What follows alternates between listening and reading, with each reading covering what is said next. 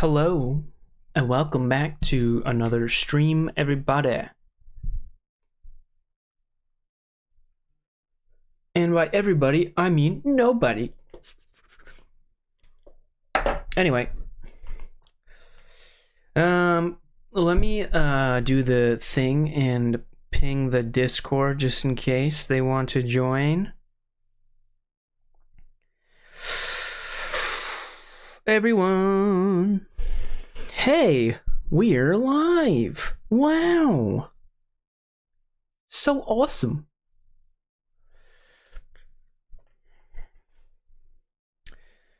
All right, so today, dude, why is my OBS like that? Why is it like, anyway, whatever. It's like weird, but anyway.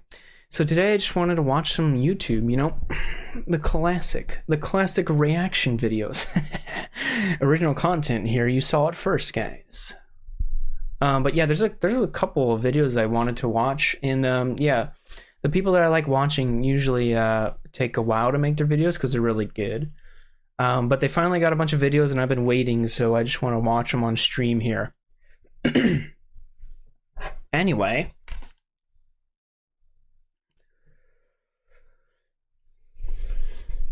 Soka, hey Karota, welcome back to the stream on Twitch.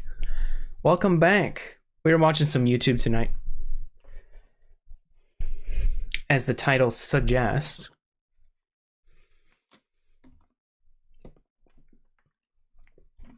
Sweet. Yeah, there's some videos I want to watch because of there's some channels there's channels that I watch and I want to watch with you guys. I've been waiting for them to put out videos, and there's quite a few, so we'll see what we can do tonight. We'll see what's good, what's going good. Yeah. So what I usually watch is like the Internet Anarchist or like Sunny V2. Let's just see what should I watch first? Maybe Sunny. We'll see what Sunny's doing. Haven't watched Sunny in a while. What has he got going here? Let's go to his videos. Sunny V2 is awesome. Great content creator. Okay, so I watched that one. Oh, there's a new one here. What's this? Yeah. Sunny V2 is like an internet drama commentator, documentary kind of style stuff, if you don't know who he is. Oh, wait, this is new though. What's this? Karma? Is this? Oh my god, wait. Is this that one guy? Remember, this TikTok creep is basically lost everything. Is that that face is familiar. I can't. Oh, it's Ben. Isn't it Bentelect? The one TikToker that was like really. It was a creep. I think Penguin Z0 or Penguin Zero, whatever. Moist Critical did a video on it as well. Okay, this is cool. Let's check this out. Let me get the full screen going on here. Okay, we got anime thighs as an ad. Thank you. Thanks, YouTube. I don't want to see that ad. Still post. All right, let's see if we got the audio going. And I don't know how many English YouTubers. I don't know any English YouTubers, so I thought that was just Mr. Beast for a second. Actually, it kind of does. It kind of does look like Mr. Beast. Not gonna lie, because he has the same kind of goatee and hairstyle. But this is a guy called Bentelect, I'm pretty sure. Anyway, without further ado, what's this? Remember this TikTok creep? He's basically lost everything. All right, let's see what we got here. Let me full screen this. Bentelect is still posting videos. I knew it. What did I say? I said it. Bentelect. I knew it. I remember. What an awesome memory I have. Okay, let's go. But ever since his expose, he's lost all support on basically every platform. TikTok was where he started, and you might describe his style as laughing at the most basic memes he stole from Reddit. Dude, yes. Okay, I remember now. It's all coming back to me. So this guy is like... I think you just saw like how many followers. How many followers did he have? Basically every platform. Yeah, dude, 11.1 million followers, dude. Okay, so I remember now. Yeah, you saw this guy. Yeah. So this guy was like, all he does is like, and I saw him on YouTube Shorts actually, not TikTok, but all he does is like, he reacts to like shorts and he just said, oh, like that's the entire content, if I'm not mistaken. I think if my memory serves me right. And he gets 11.1 million followers. How do I not even have 1,000 subscribers yet? And this guy does literally nothing. My friend told me about this stale ass commentary. Yeah. All right, let's watch it. And you might describe his style as laughing at the most basic memes he stole from Exactly. Reddit. The format was extremely consistent. He'd put himself at the bottom and the meme at the top, then just read exactly what it said. But whilst reading the final word, he'd always force the fakest laugh. That's what I was saying. As if the sentence was just too funny to finish. I once dated this girl who spoke so much about her ex that even I end up missing the dude. This is the only call I want. Healthy relationship. I must be blocked from it or something. I don't know what this dog is going through, but I can relate to the core.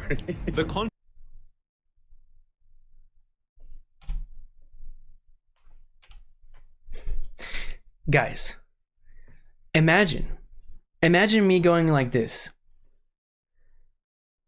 The Elden Ring DLC is so hard. I'm going to complain. There's my content. 1 million views. The hell did I just watch? Yeah. Don't ever do that. Yeah, I know, right? It's like me if I did, dude. It's insane. Anyway. This dog is going through, but I can relate to the core. The content was repetitive and completely devoid of effort. Exactly. Initially catching the attention of Nick is Not Green, who was the I don't first know to this slam guy. Bentelect in the video shown on screen. You're reading something that somebody else wrote, and then you just laugh at it. That's it. That's the whole thing. Within months, this Yeah, was pretty echoed much. by multiple YouTubers. Bentelect, you suck, dude. Uh-oh. I don't like the types of videos you're making. You know you're not enjoying it. While even Billie Eilish roasted Bentelect for What? his incredibly fake laugh. Facts. However, Dude, that's it- amazing. That's amazing. I didn't know Billie Eilish did that.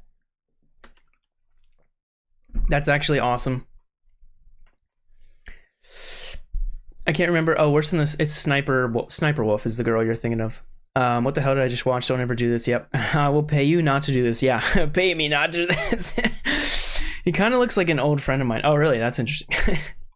It didn't seem like Bentelect was doing anything wrong, and by watching his videos, he seemed like a friendly guy. Okay, technically, I know I just bashed him a bunch and everybody bashed him, but technically he is not doing anything wrong.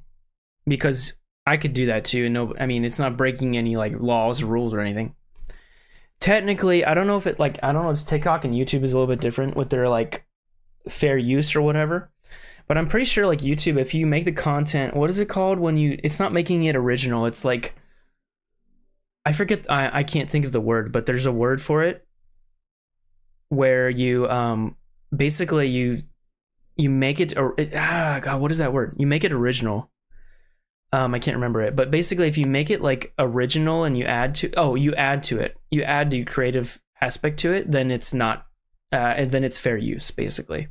So he's probably barely on that thin line of fair use and not fair use. Yeah, so. So awesome to be able to make people laugh just by sharing the tweets and memes that I think are funny and like bringing them to life in a way. And he definitely felt genuine when talking about his fans. One of my favorite things about social media is that I have people that I can communicate with, engage with. I kind of pride myself on being one of the creators who actually responds to DMs, takes feedback from fans. Ben believed he was being attacked Did he because really? of the following reason. You're just an easy target because you're almost obnoxiously like happy. And that's like how I am in general. Although it'd be through another Nick is Not Green video that Bentelect's false kindness began to get exposed. Nick revealed that Ben had copyright struck the previous video he'd made on him. Not just copyright claim, but copyright strike my video and get it taken down because I was making fun of him. He even wrote the whole entire email out. With the email reading, Oh, what a dick move, dude. What a freaking ballsy move, dude. He basically, like, he's on that thin line of like not adding anything to the video he's reacting to, and then he has the balls to copyright strike this guy. Like, wow.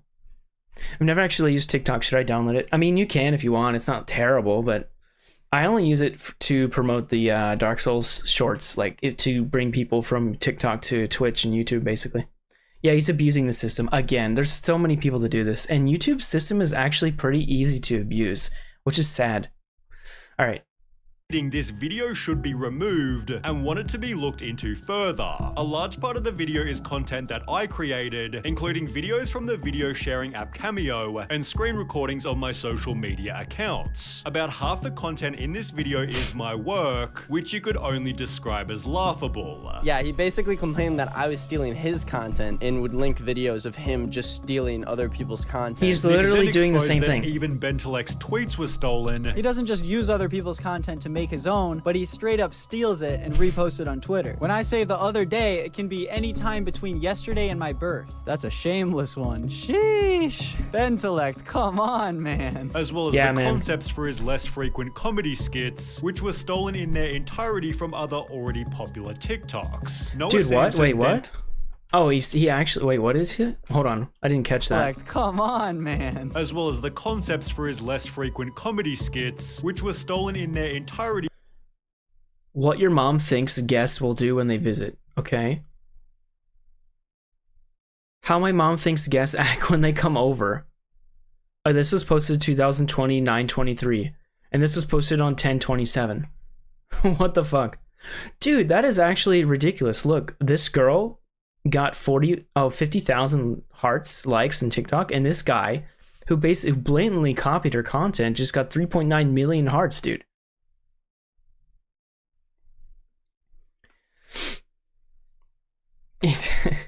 Yeah, dude, this is ridiculous. Like, okay, so which is funny, I'm doing a reaction video currently right now, but I'm like pausing it and, you know, commenting about it, which is fair use.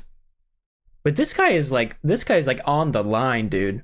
Like, especially with his like TikToks that are just like he doesn't even say anything. Like, how can you call that creative addition or whatever? It's ridiculous.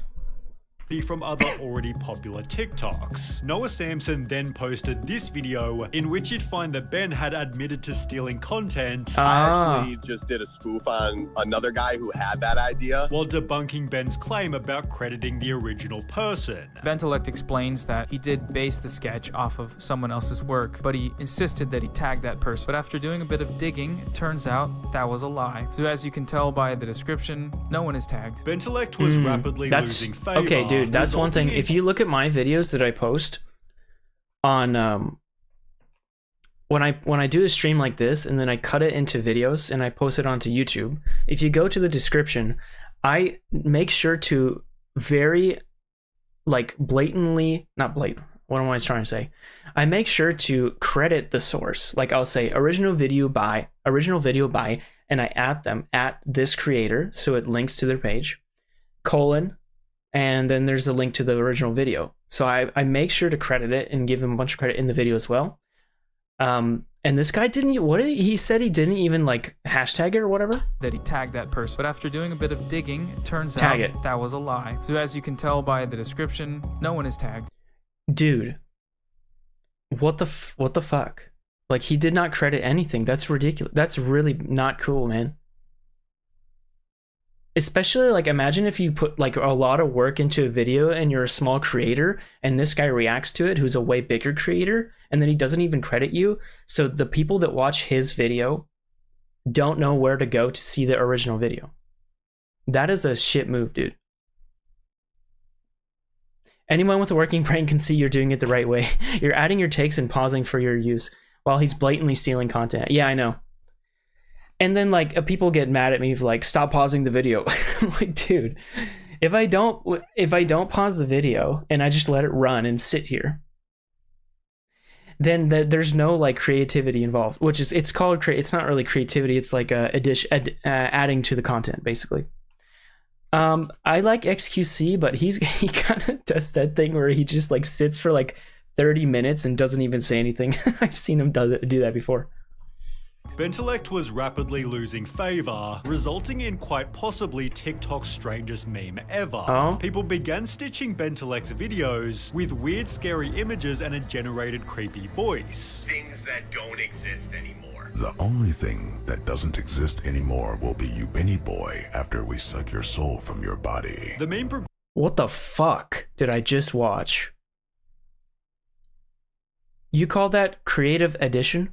Dude, what is that? Hold on. I'm getting pissed off because I don't know what I'm trying to say. What is that word? YouTube fair use. Wait, what is that thing called? Creative addition. Creativity.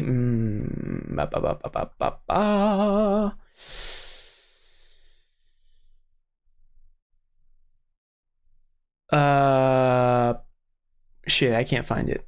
Damn, it's bugging me. I wish I knew what I was trying to say. Anyway, isn't XQC like the guy who sits in the chair like L? Yeah, that's the guy you're thinking of, and has like the schizophrenic attack and stutters. I don't know about that, but he basically talks like really fast. He talks like this, like chat.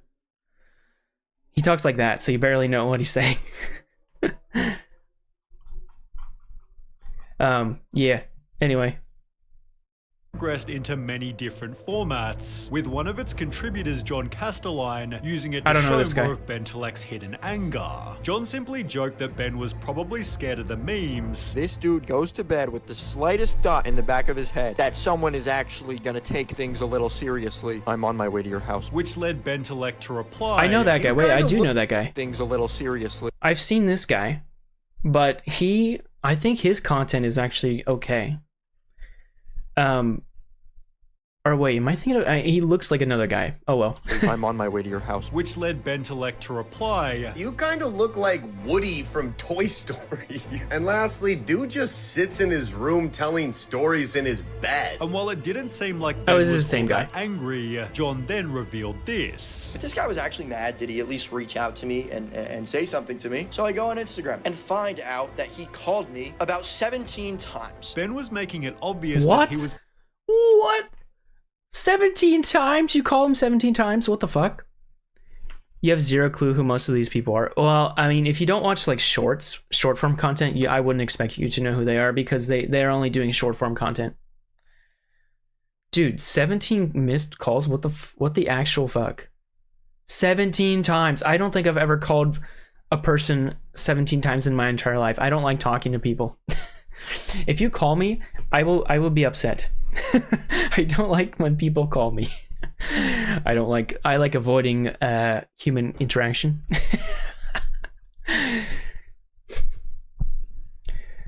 How much you want to bet he's trying to talk to him to stop? Yeah, probably. Hold on, let me back it up a bit. Find out, actually mad, did he at least reach out to me and say something to me? So I go on Instagram and find out that he called me about 17 times. Ben was making it obvious that he was completely different off camera, with the best example discovered by fans of the H3 podcast. Ethan and Ayla had previously roasted Bentelect. Yeah, I mean, it's super unfunny. Ethan's involved? He laughs at everything and he goes fast. Wow, that's painful. Leading Ben to take a shot at Ayla in a video titled Top 5 People Who Hate Uh-oh, here we go. Number 1, Gila Klein. She looks like she hasn't smiled in years, so I'm not surprised. Dude. H3 fans began to question why be mean to Ayla? Why insult her appearance? It felt so unnecessary and weird, with the top comment predicting he might have a hidden disdain for women. People saying that about her never smiling or whatever, it's sexism. It's misogyny plain and simple. So when these misogynistic men decide to attack Ayla, that's one of their points. Bentelect had eerily stated, we all have secrets, right? Like straight up. That's just the way it is. Without realizing his were about to get exposed. Oh, stupid ad. Bro, right at the good part. I think the only short form thing I have is YouTube Shorts because it's a part of YouTube. Yeah. If you get TikTok is, and Instagram Reels is also short form. Oh yeah, Facebook is also a short form. Do I want YouTube Nah. It's not really worth it to me, to be honest. I'll just skip the ad. It's not really a big deal. All right. Back it up.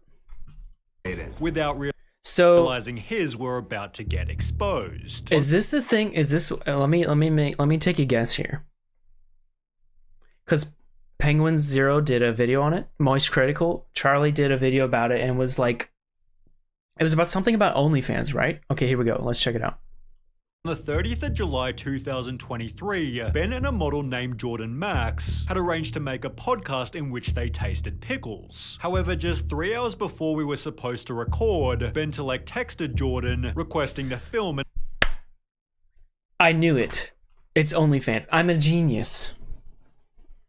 I knew it.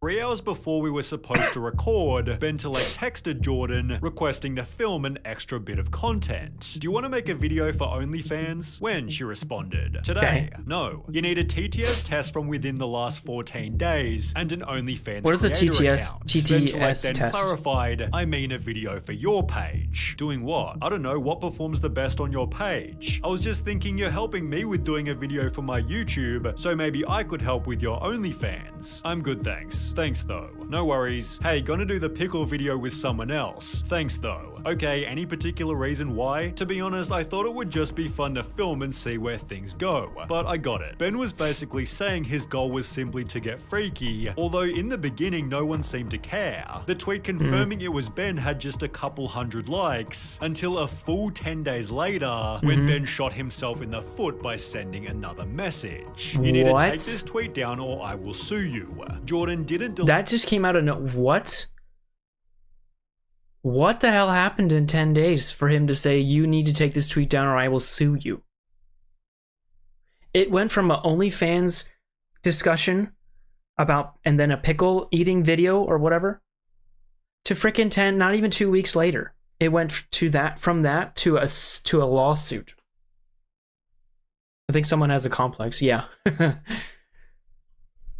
delete her tweet, and within hours had instead written a new one. So it turns out that I'm not the only one Bentelek has tried this with. Another woman who wishes to stay anonymous DM'd me with screenshots from conversations that she had with him as well. Do you want to come over here and spend some time with me? Because on a side note, I do think I could probably make her some money on OnlyFans. Bentelek blanks crazy blank into oblivion. If you come over, I'll give you $1,000. I just really want you.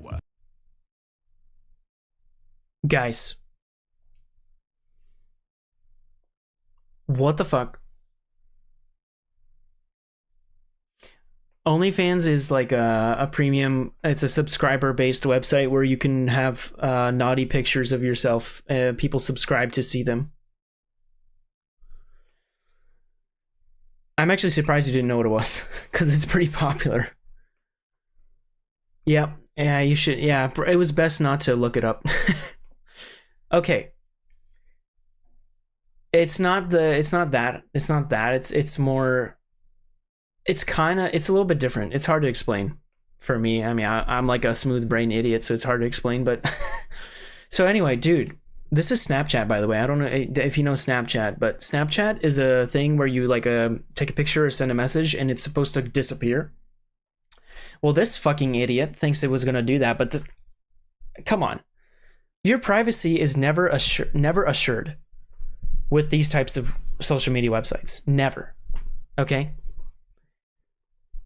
You know what that is. Okay. Just making sure.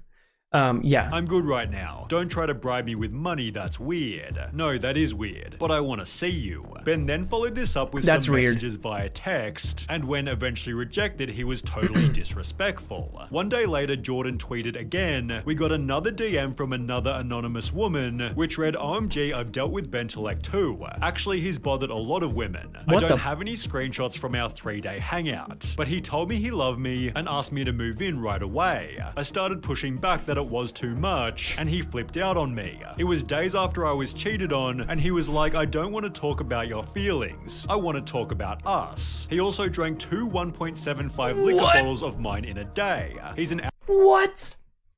What? What? That is a lot of liquor, dude. I don't think I've ever drank that much liquor in my life. I mean, I don't even like liquor. I would drink a beer, bro. Beer is where it's at. Is this man in prison? No, he's not. I don't think he is, no. Because, yeah, he sounds like a crazy cult leader. That's about the average. That's a lot. I guess for me, I'm not really a big drinker, but I'm really strong with alcohol, but I'm not like, I don't like drinking alcohol really.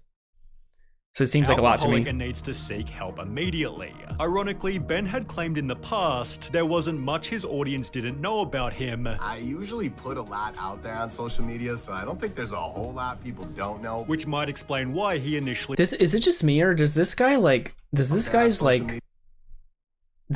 smile just kind of creep you out, or what? Or is it just me? Like, the way he talks, he's like... You know, it's I just love making content. You know, he's got that fake smile. He smiles with his teeth, not his eyes. A real smile, a genuine smile, is smile with your eyes, not with your teeth. Okay. Does his audience know he's insane? No, dude. Probably his audience is like just as insane as him. So I don't think there's a whole lot people don't know. Which might explain why he initially... He looks like an AI moving image. I've recently been accused of some heinous allegations actions and would like the opportunity to share my disgust at these accusations. Let's see what we got. I'm a firm believer in the rights and equality of all humans, including women. I grew up in a home with 3 sisters and no brothers, so I learned very early of the importance, power, love, and abilities women have. They deserve to be cherished and uplifted and treated with respect, and that's how I live my life. Okay. The evidence, however, only kept on coming from more and more people. Shut up and quit wasting people's time, you stupid. Wait, what did that say? On coming from more and more people. Is this... Wait, which one is Ben? Is it the black one or the blue one? I think it's the black one.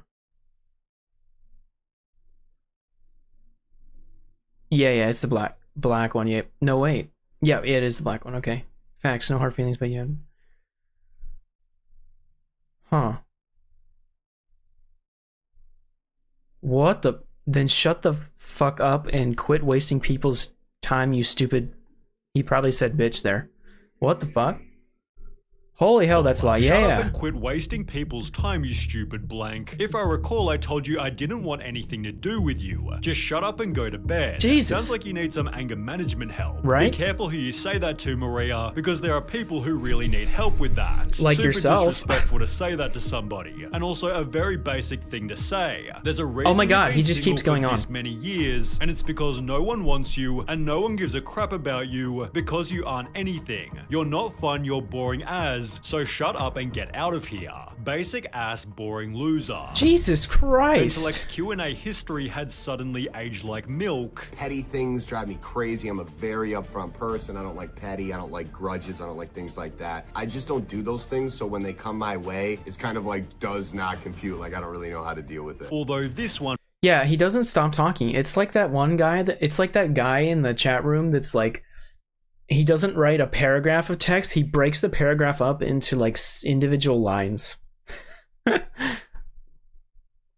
Was even worse. If a guy is too nice to a girl, that she's gonna probably friend zone him. My thing is it's 60-40. 60% of the time nice guy, 40% of the time you gotta be who you are. You can't be just like, you know, giving it all, being a total simp and all that stuff. After 3 more women came forward, Ben gave in and apologized. There's a lot being said about me on the internet right now, and I just wanted to clear the air. I want to say to any girl who I've been rude to, whether through text or in person, that I'm sorry. I understand that me being sorry does not excuse that kind of behavior. I will continue to work on myself and do better. With comments disabled and a caption reading on.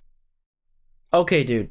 I was just about to say that the apology honestly wasn't that bad until I saw that he disabled comments.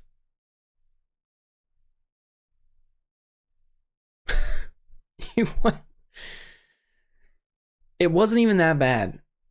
I will continue to let's watch it again. Hold on.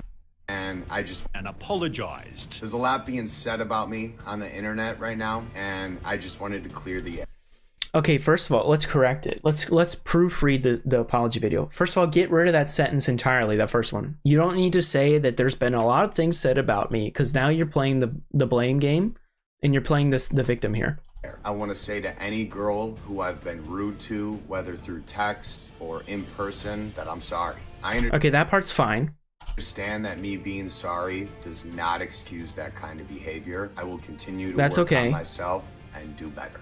That's okay too. But like he needs to get rid of the first part, and he needs to not disable comments. What the fuck? Comments disabled and a caption reading onward. It seemed Ben was trying to return to normal. Although judging by comments such as finally a legitimate reason to hate him, the internet wasn't ready to let this happen. Damn. When you invite an OnlyFans the internet never model to forgives. your non-existent podcast, but then they say they don't want to hook up with your creepy, desperate 34-year-old self. He's 34?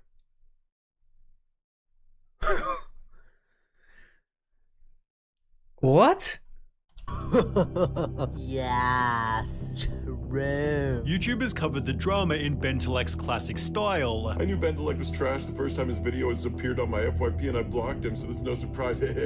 While his notable quotes were Wait a second, is he making the reaction content? Yeah. Bro, what a ballsy move. He's making reaction content about people saying how bad he is. True. YouTubers covered the drama in Bentelek's classic style. I knew Bentelek was trash the first time his Oh wait, no, I got played there. I didn't listen. I got played. It's just a voiceover. Appeared on my FYP and I blocked him, so there's no surprise. While his notable that is quotes funny were though. changed to subtly include "You're killing me, gorgeous." Penguin Zero's video gained over 10 million. That's it. That's the one. That's the one I watched like 10 months ago. Huge loser. Yeah, dude.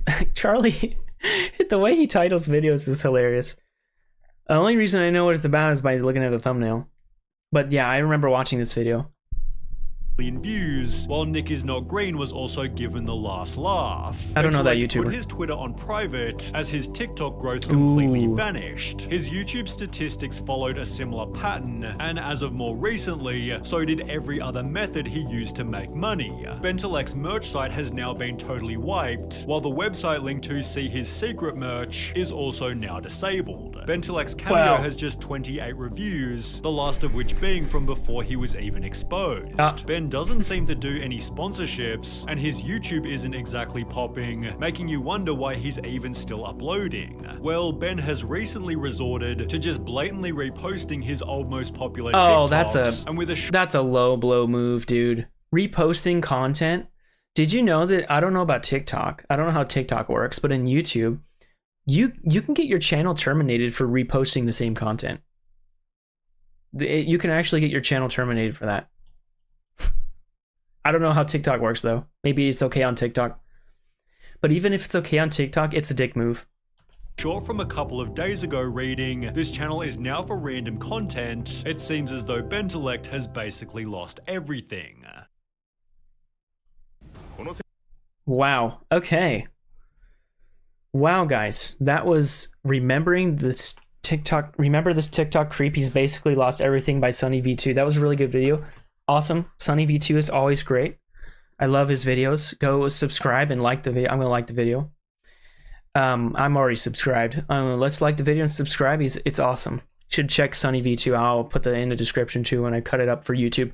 But anyway, dude, let's talk about Bentelek for a second. He's a fucking creep, as the title suggests. And like the content, dude, that's like I'm actually kind of tired of like the recent TikTok rot brain kind of content, dude. I'm tired. I know I post short videos too. I post short videos, but they're like my Dark Souls stuff. But at least I'm not like reposting this same content, and I'm also like it's me playing the game. It's actual content, not like this guy who's like taking a meme and just like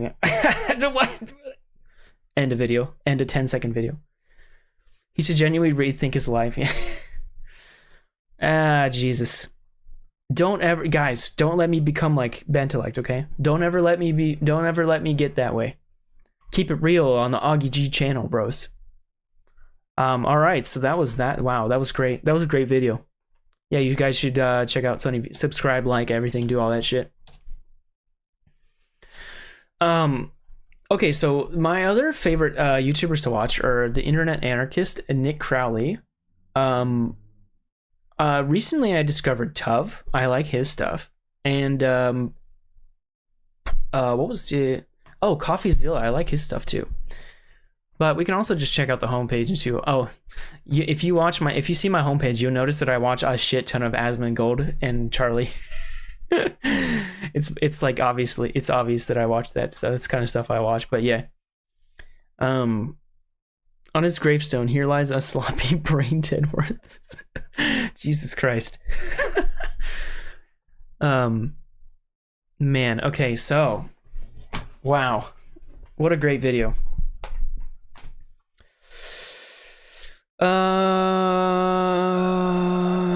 Also, if you guys have any videos you want me to react to on YouTube, just send a link, send a YouTube link and I'll react to it. Like any documentaries. I want to try to keep it to like this kind of documentary kind of style. I like watching those kind of videos. But yeah, anything I don't know, I'm always up to checking stuff out. But in the meantime, let's check out the Internet Anarchist. Let's see if he's got any new videos. One of the only English channels I've seen is called Death Battle. They just pin two characters together and use their comics manga to see who's better. Interesting. You don't really know any English documentary. Oh, that's okay though. All right, Internet Anarchist. What we got? Videos. Let's see the latest. Oh my god. Oh my god, it happened. The Internet Anarchist made a video about Dr. Disrespect's recent allegations. So I don't know if you guys know, but basically, there was a ex-Twitch employee. Dr. Disrespect, right? So there was an ex-Twitch employee, and it's very recent. It's the whole big spiel to this nowadays. But Dr. Disrespect had allegations against him that he was accused of sexting a minor with a Twitch whisper system, which is like their messaging system that nobody uses. And then recently, it came to light where Dr. Disrespect tweeted that it was true. Like he said, yes, I talked to the minor. Something like that. I don't know exactly. I don't want to misquote. And he has a wife and kids, so he's like 38 or something. He's like 40. He's pretty up there. And this minor was like 17, dude. Which is really fucking weird. Okay?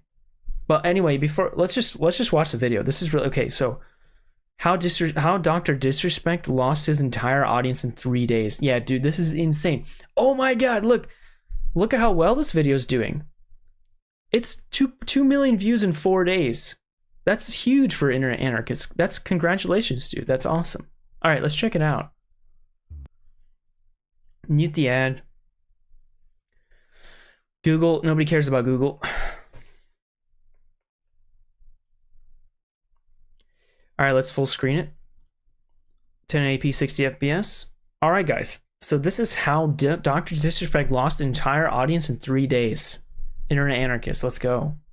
Dr. Disrespect is on the verge of one of the largest downfalls in creator history, going from being one of the most respected and popular streamers on the internet to being hated by everyone after admitting some awfully disturbing actions. He was talking inappropriately with a minor. Where I truly believe this scumbag needs to be banned off of the platforms that he's on. I don't know who's really going to support him at this point. Like, what kind of person is going to watch Dr. Disrespect? If you watch him at this point, you just have to be coping, basically. Hi, I'm the internet.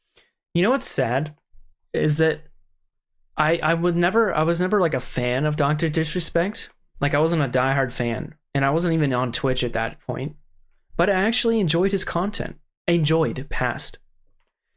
actually enjoyed his content from what I saw, like when it came into my recommended.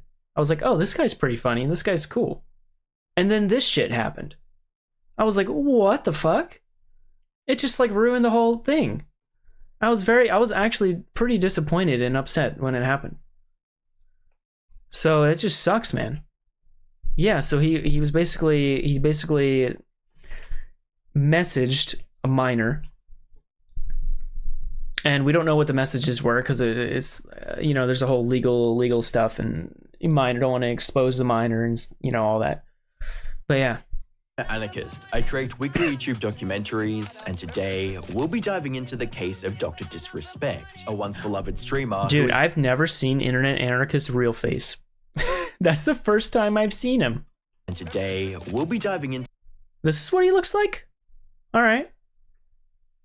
the case of Dr. Disrespect, a once beloved streamer who is now being viewed as an unfaithful predator. But to fully understand the current situation, we first have to go back to where it all started. In June of 2020, Dr. Disrespect, who was the face of Twitch at the time, was permanently banned from the platform. The suddenness of the high-profile banning, coupled with the silence from both Dr. Disrespect and Twitch on the matter, would turn the ban into one of the most infamous and mysterious bans in Twitch history and spark several conspiracy theories. This wouldn't be helped by his final moments on stream.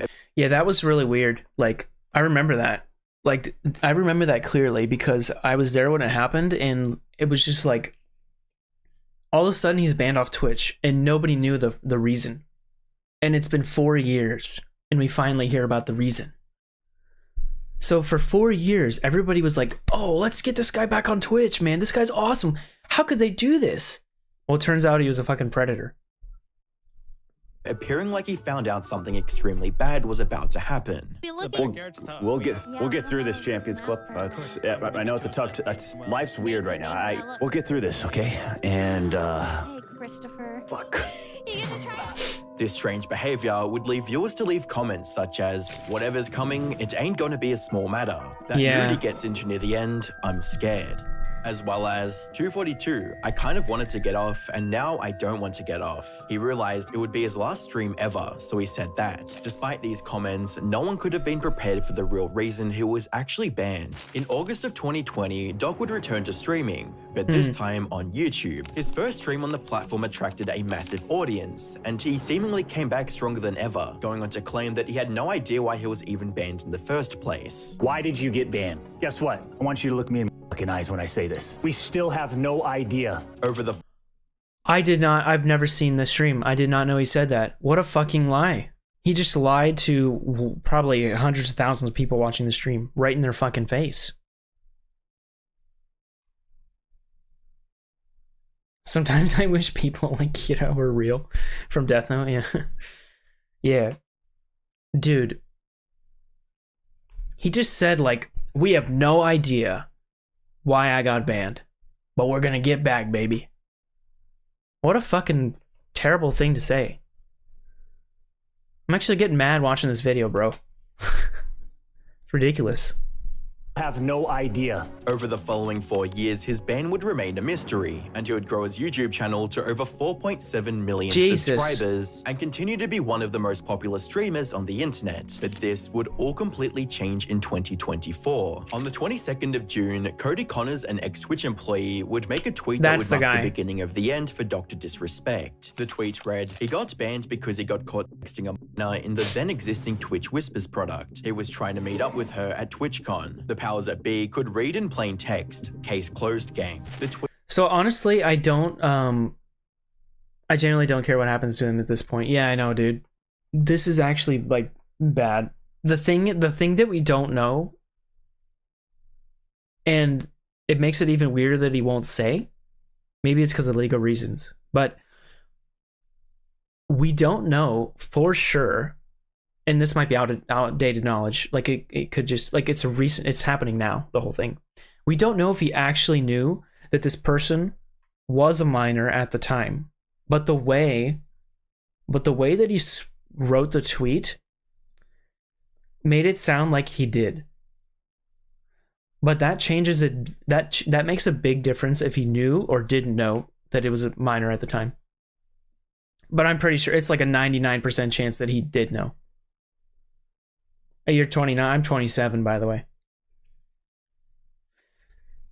Yeah. So that was just weird, man.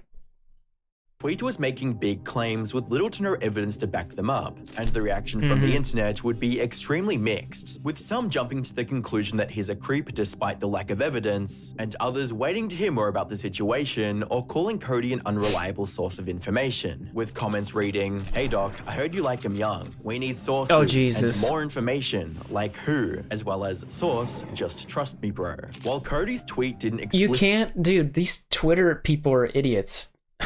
You can't just ask them. You can't. What do they think? Do they think they're just gonna, when they say who? Do they think they're just gonna expose the miner's name out of nowhere? No. What the fuck? What is wrong with Twitter, man? The cesspool. Explicitly mentioned Dr. Disrespect, Jake Lucky's repost would result in a response from Doc that would ultimately make the situation so much worse. Jake, seriously, I get it, it's a hot topic, but this has been settled. No wrongdoing was acknowledged, and they paid out the whole contract. The tweet would garner significant criticism for the strange and concerning use of vague and illegalese language, leaving readers wondering why Doc said no wrongdoing was acknowledged, instead of just denying the career-ending allegations. Yeah, why wouldn't he just say, instead of no wrongdoing was acknowledged, why didn't he just say, no, I did not message a minor? Found not tell, yeah. How would they tell if someone mentioned them in a minor wait, what? How would they tell if someone mentioned them in a minor investigation? Well, I mean, I think I might be understanding your question wrong, but they have ways to tell. Like, Twitch knows exactly, like, what... There's a person on Twitch that reads all the whispers. They moderates it. But we don't know. They just don't publicize it. Following the significant backlash, Doc would make another response on the situation, adding a bit more context, stating, listen, I'm obviously tied to legal obligations from the settlement with Twitch, but I just need to say what I can say since this is the... Jesus. How are these ads allowed on Twitch or YouTube?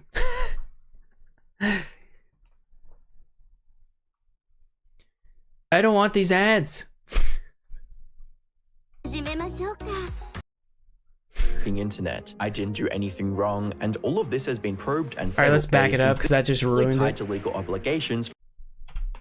Adding a bit more context, stating, listen, I'm obviously tied to legal obligations from the settlement with Twitch, but I just need to say what I can say since this is the f***ing internet. I didn't do anything wrong, and all of this has been probed and settled. Nothing illegal, no wrongdoing was found, and I was paid Elden Ring Monday. Yeah! I didn't do anything wrong. All this has been probed and settled. Nothing illegal. No wrongdoing was found. And I was paid. It still pains me to read this. I know he admitted it later in a tweet, but he just looks so fucking bad by saying this. Jesus Christ. Messaging a minor. Oh, there's nothing illegal about that. What? So first of all, dude, let's just think about this for a second. He's 40. They're like what was it, like 4 years ago? So, okay, so he's 36 and they're 17. That's weird. And illegal. First of all, it's illegal and fucking weird. Even if he was like, yeah, he's 40 now, but it was probably 36 at the time, but still weird. Okay, even if he's 18 and they're 17, that's still illegal. Like, if you know, inappropriately message a minor, it's still bad. It's still technically illegal. While this tweet was better than the first, it still had strange language, like no wrongdoing was found, yeah, and weird. That he was, quote, paid. It was weird how he wrote it. The tweet would result in an even more polarizing response from the community, with large figures such as the Axeman coming to his defense, stating, degenerate troglodyte losers are trying to slander him with serious accusations that could destroy his entire career, while providing literally zero proof. Okay, this is probably written before he actually admitted it. Just a thing to note there. In other words, some pussies have a vendetta/grudge against him and want to damage his reputation as much as possible, and others critiquing his use of vague language against such serious allegations. Bro, why won't you say, I was not talking to a minor trying to meet up with her at TwitchCon like what was alleged, but things were about to get much Why didn't you just say that? Oh, on the 24th of June, while Stock was streaming Elden Ring, a game company he co-founded would make a tweet that would change everything. Reading, on Friday evening, we became aware of an allegation against one of our co-founders, Guy Beam, aka Dr. Disrespect. We assumed his innocence I didn't and know began his real name speaking till with now. parties involved. And in order to maintain our principles and standards as a studio and individuals, we needed to act. For this reason, we are terminating our relationship with Guy Beam immediately. While these facts makes are sense, difficult yeah. to hear and even more difficult to accept, it is our duty to act with dignity on behalf of all individuals involved, especially the 55 developers and families we've employed, along with our community of players. The tweet went live while Stock was streaming, and viewers claim this is the exact moment he saw the post. You know how you run things. Here.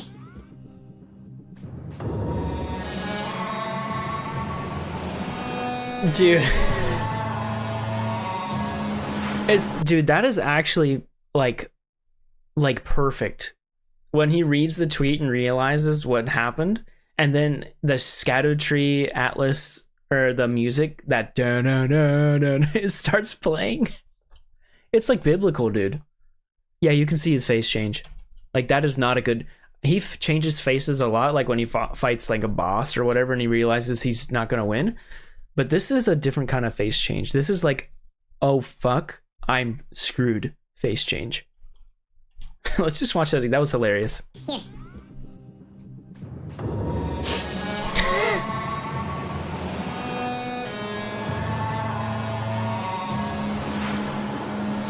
Oh yeah, dude.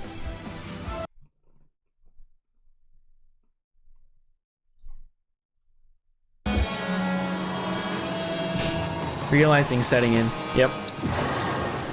Realization Towards setting the in. end of the stream, Doc seemingly came to terms with reality and what was awaiting him in the near future. I think when I say step away, I think either have to relay this to the Midnight Society, but maybe I step away from there too. Just completely remove myself from the scene. It's what I need to do.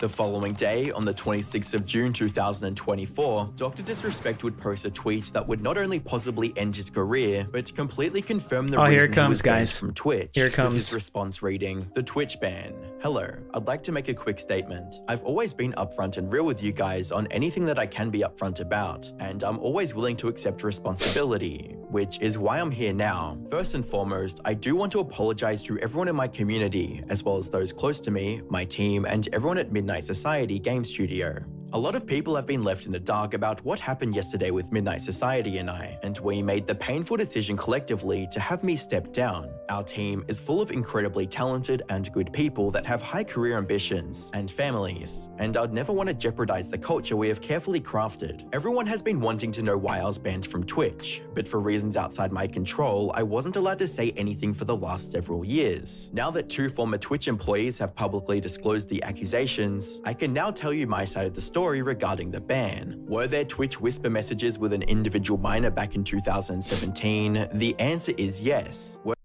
And there it is, ladies and gentlemen. There is the confession. Let me rephrase this. Yes, I did exchange Twitch whisper messages with an individual miner back in 2017. There's the confession. Yeah, it's bullshit, bro.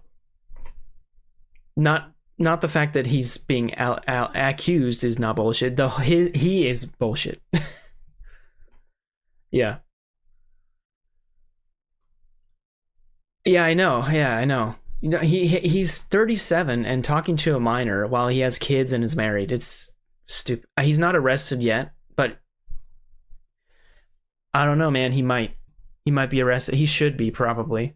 It's not for me to say. It's for the law. It's for the law to decide.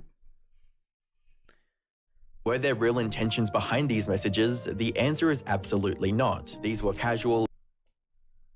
Okay, that's a mistake. He should not have said that. Or the real intentions behind this message? The answer is not. You can't say that.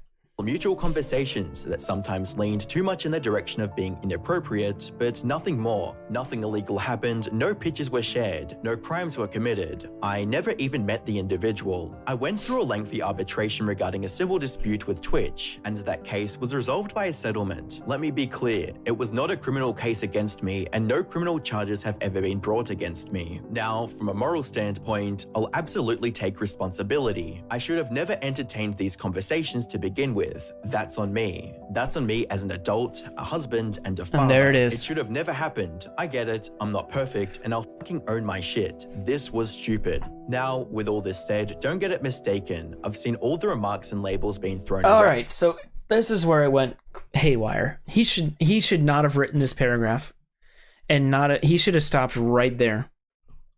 So loosely. Social media is a destruction zone. I'm no predator or PDF file. Are you kidding me? I'm not even going to say anything. Anyone that truly knows me knows where I stand on those things with those types of people. F that. That's a different level of disgust that I hate even hearing about. Don't be labeling me as the worst of the worst with your exaggerations. Get the F out of here. Have you ever seen the show To Catch a Predator with Chris Hansen? It's literally how these things start. They message on an AOL chat or whatever the fuck, and they're like, "Oh, but I never had any real intention." When the interview happens with the pedophile predator and what's his name, Chris Hansen, they always say, "Oh, but I was never really gonna do that. I wasn't gonna do those things I said."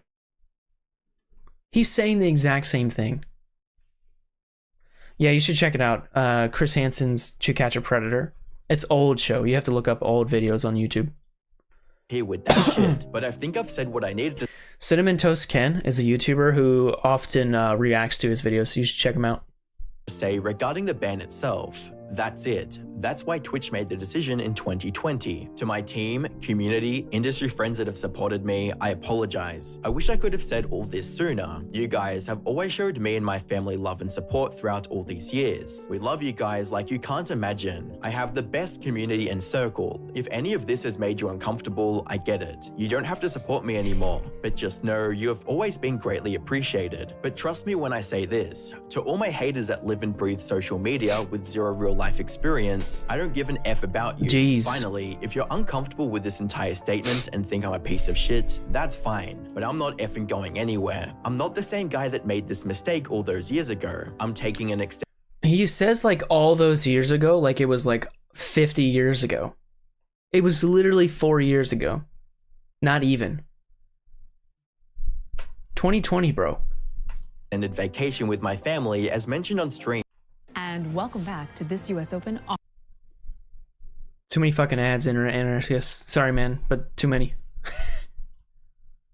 And I'm coming back with a heavy weight off my shoulders. They want me to disappear, yeah right. Following the response, Doc would continue to edit the tweet, removing the word minor and then adding it back in due to backlash, with a reply stating, he edited out minor, got caught on it, and then edited it back in. Okay, this is bad. I remember this. Is he from the US? Yeah, he's from the US. Yep. All right, dude. This was bad. Because tweet, hold on, let me just go to the it. word minor and then adding it back in due to backlash with a. So he edited out the word minor and got called on it, because in Twitter you can see people, it's public for people to see the edit history of a tweet. So if he says like minor and then he deletes it and says individual, which I believe is what he's changed it to, then people will be able to see the edit history. That's fucking stupid. Yes, I agree. And what's even worse is they changed it back to minor thing, and after it was minor, then individual, then minor, and he thought that he would get away with it. It's fucking ridiculous. That was a bad move. He should not have done that. Stating, he edited out minor, got caught on it, and then edited it back in. Quite the apology when you're still trying to skirt responsibility. As expected, the tweet would go incredibly viral, gaining over 60 million views within just 12 hours, leading users to dig even deeper into his history, with user Chrissy digging up a clip of Doc allegedly admitting to cheating on his wife at the 2017 TwitchCon, which also happens to be the same year he was allegedly messaging the minor to find out what she was doing at the convention. As you guys know, I have a beautiful family and a wife and kid, and I want to be transparent that I've been unfaithful, and the response from the YouTube community was brutal to say the least, with creators such as Penguin Zero, Some Ordinary Gamers, and Coffeezilla all making videos on the situation. Everybody made a video. This is actually why, this is actually why I didn't make a video on this, because it was just, everybody was making video on Dr. Disrespect allegations, and I was just like, okay, there's nothing else I can cover that all the other creators, the bigger creators, much bigger than me, haven't covered already. So, yeah, his life is ruined, very ruined. He was, he like Internet Anarchist said that he had his own gaming company. They released him from that. Tensions, probably a lot of tensions with his family and wife and kids is not good, probably. And it's just terrible. It's just terrible it's terrible that he did that. And it's terrible that it's just terrible. I don't know how else to say. I can't say it correctly, but it's terrible. And calling out Doc for his disgusting behavior during Penguin Zero, aka Charlie's video, who would completely destroy Doc, first addressing how he sneakily edited his tweet multiple times. Now, the doc actually edited this statement twice. Yeah, so Jesus. initially, he posted it with the word minor in it, saying, were there messages with an individual minor? The answer is yes. But then shortly after he published it, he edited the word minor out of it. So he removed that. He redacted it like a fucking CIA document, trying to bury it, just snapping it out of existence. So then it read, were there messages with an individual? The answer is yes. But people were quick to notice the edit, and you can actually check edit history on Twitter, which exactly. That's what I just said. But you could clearly see that the original no longer matched the current one because he took the word minor out. So when people caught him red-handed, he just edited it one more time to put the word minor back into it. Charlie would also critique Doc's strange ending of the tweet, stating, he tries to close this statement with a really hard, cheesy 80s action movie one-liner. They want me to disappear. Yeah, fucking right. Granny shifting, not double clutching like you should. You're lucky you didn't blow the welds off the intake. I'm not leaving. I love really Charlie. He's great. Ridiculous to put that there with accusations like this. Finally, Charlie would counter the argument that Doc possibly didn't know the age of the minor he was talking to. Oh, okay. I didn't see this, but so this is probably gonna answer my question of like about did he know it was a minor? Not clear, and what a lot of people are coping with is that maybe Dr. Disrespect didn't know the age of the person he was communicating with. But I truly feel that's Charlie. If that was the case, Dr. Disrespect would have mentioned that, saying that he had those communications with this person that he believed was of age, but turned out to be a minor. Exactly. If that makes a lot of sense, and I think I mentioned it a bit briefly, but people were trying to cope with the fact that this was happening to people, big fans of Dr. Disrespect were like, maybe he didn't know it was a minor. They were trying to use that as a coping mechanism for the situation that was unfolding. But I think that, and I agree with Charlie here, is that if you didn't know it was a minor, you would have said that in your tweet. I didn't know it was a minor. You would have said that. But he didn't say that, which, you know, just makes him look like a lot more suspicious. It makes him look like he did know it was a minor. Because wouldn't you say, oh, I didn't know it was a minor. I honestly didn't know it was a minor. But he didn't. Why didn't he say that? Because he knew it was a minor. That's the most possible answer. That's the most logical answer to the question. I think if that was the reality of that situation, if he truly communicated with someone that he thought was of age but turned out to be a minor, I don't care if he did or didn't, he was still about to cheat on his wife and kids. Yeah, it's a shit and very unethical thing. But cheating is not illegal. It's not illegal, so there's no repercussions by law. But it is very unethical and it's a shitty thing to do. But it's just not illegal.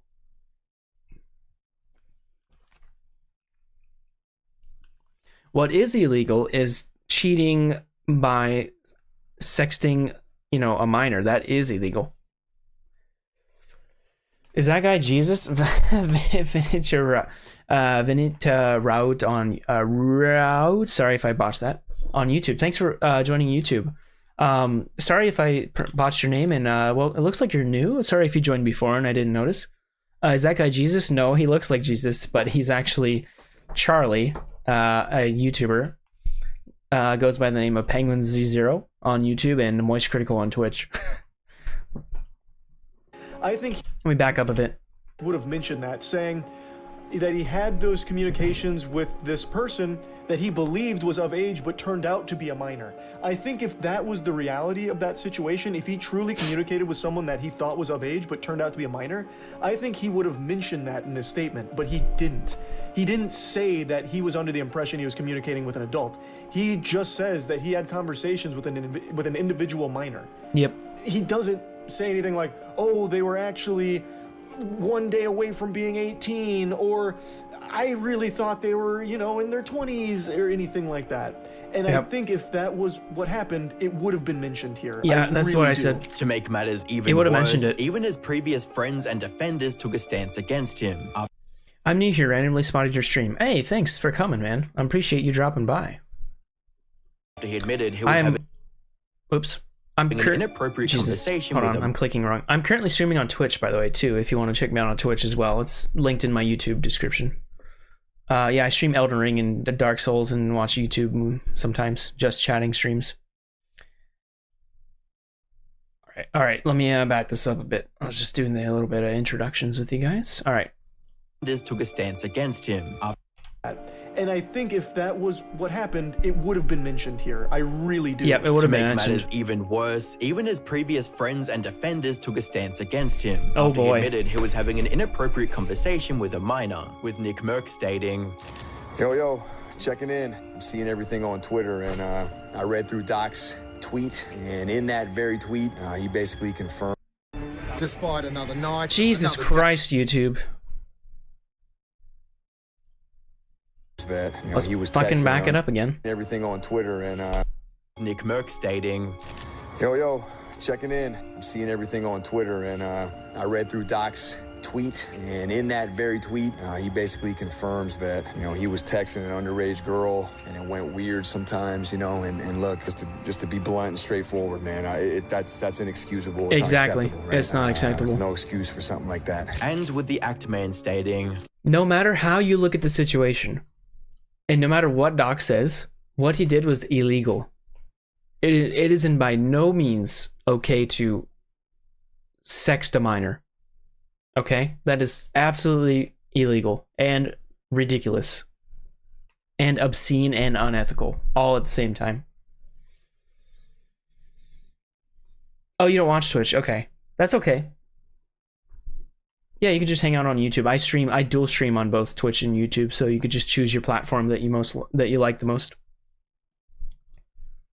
What's up, everybody? This is the Act Man here, and this is my final verdict on the Dr. Disrespect situation. As you might have seen, I've been pretty vocal about this on Twitter, and Doc has finally given us the truth. At long last, we know why he was banned, and it's not good. Yep.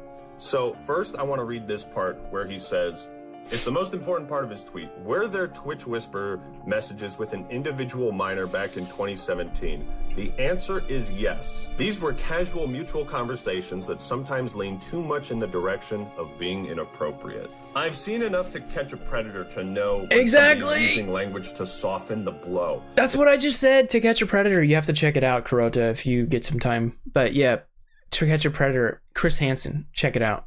To downplay what actually happened. It's a strategy where you can admit something you did that was terrible, but you can maybe make it seem not as bad as it actually is. One question looming on everyone's mind is what is going to happen to Dr. Disrespect? Based on his response, he's planning on taking a break and returning as usual. However, only time will tell if he'll make a comeback from such disgusting and character-ruining behavior. Whether he was legally charged or not, that does not change the court of public opinion. And being in your late 30s having What happened in this video? So basically, I don't know if you know who Dr. Disrespect is, but he's a very famous and popular Twitch streamer and YouTube streamer. and everybody loves him or loved him. And he was just accused of sexting a minor on the Twitch. And he's 40, by the way. And he was sexting a 17-year-old minor girl on Twitch Whisper, the Twitch messaging system. And then he eventually admitted to it. And he also, he was unfaithful to his wife and kids. He has a wife and kids too. And it's the huge drama and controversy going on right now about it, and everybody's covering it, and I'm just reacting to this video about it. But yeah, it's not good. It's not good. What he did was illegal, and he actually admitted to it in a Twitter tweet. Inappropriate interactions with a minor is career ending no matter how good your reputation is. I think Mudaha put it well. You know, at the end of the day, this is just a Mudahar thing to be doing.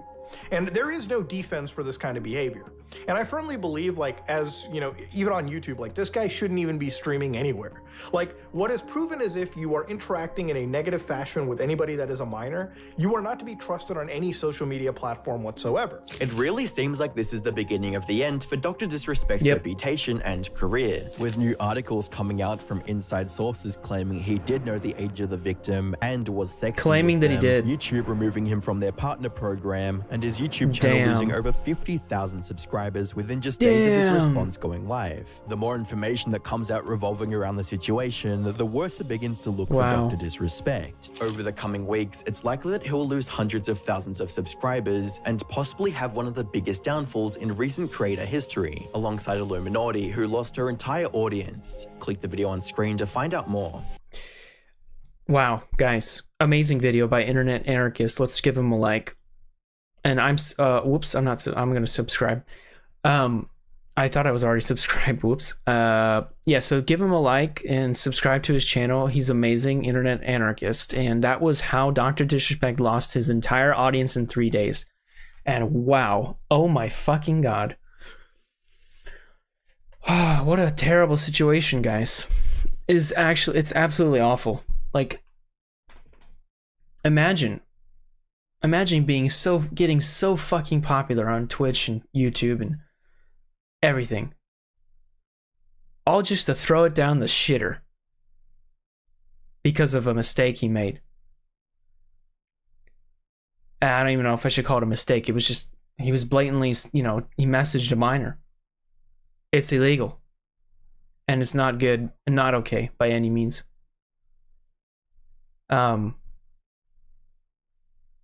Yeah, I'm just kind of speechless. It's sad, man.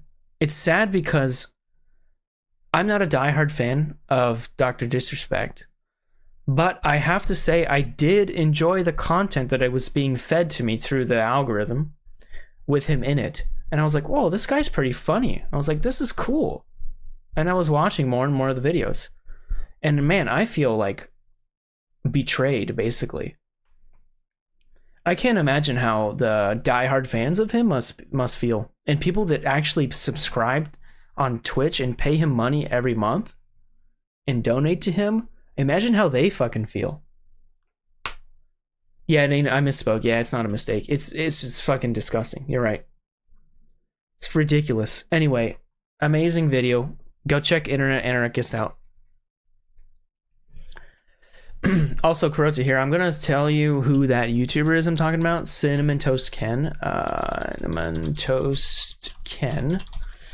I typed it in the Twitch thing. If you go, I'll type it in YouTube too. If you go check Cinnamon Toast Ken out, he does all the time. He's a reaction channel. He does. He's friends with PewDiePie too. He does a lot of stuff with PewDiePie.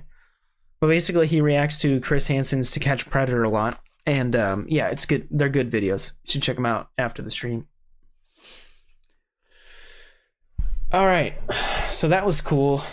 Yeah, so basically, Vinita, we're just reacting to stuff on YouTube. Basically, stuff that I usually watch, and I was waiting. I haven't done a stream like this in a while. I've been doing Elden Ring DLC and Dark Souls 1 and 2.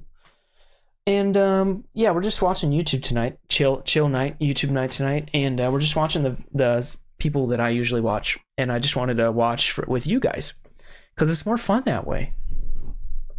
Watching with friends. They tell you about each characters before making an animated fight. Yeah. Sent one of the battle videos to... Oh, you said... Okay, cool.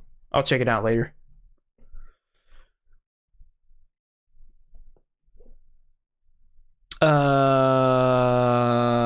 That's cool. Here it's evening. Oh yeah, where are you from?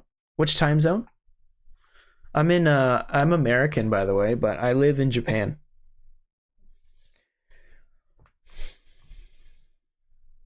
So I'm in it's like nighttime. It's 8:30 p.m. right now in Japan.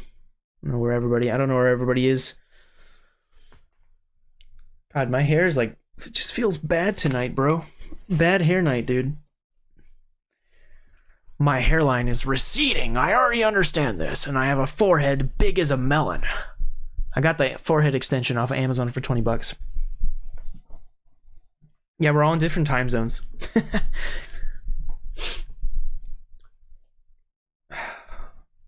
I'm clipping this. Nice. Clip it, bro. I'm from India. Nice. Practically 3-hour difference. Oh, really? From Japan? Hold on, let me see that. India time. What is that? Oh, it's 4:54 p.m. right now. Okay. Nice. You're a little bit behind. Sweet, bro. All right, let's check out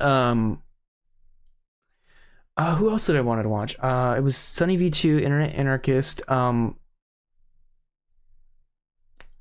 Tuv, CoffeeZilla. Was that? I don't remember what I was trying to watch, because I was looking at some stuff today off stream. I was like, oh, this looks cool, and I can't remember. I should have saved it. Wait, was it Tub or was it? Let me see. Not Tub. Tuv. Yeah, Tuv. Let's bring him into a new tab, and then also let's bring CoffeeZilla into a new tab as well. Let's see, CoffeeZilla, those guys.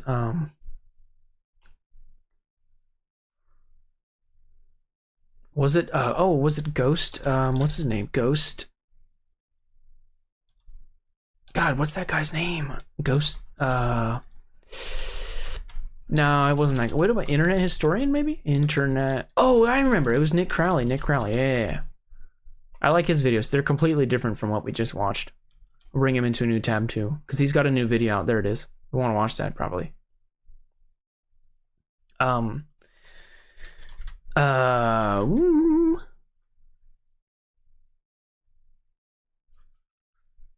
Yeah. Yeah, we got Russia, we got India, we got Japan, and then the guy who's not here, he's usually here, he's Australian.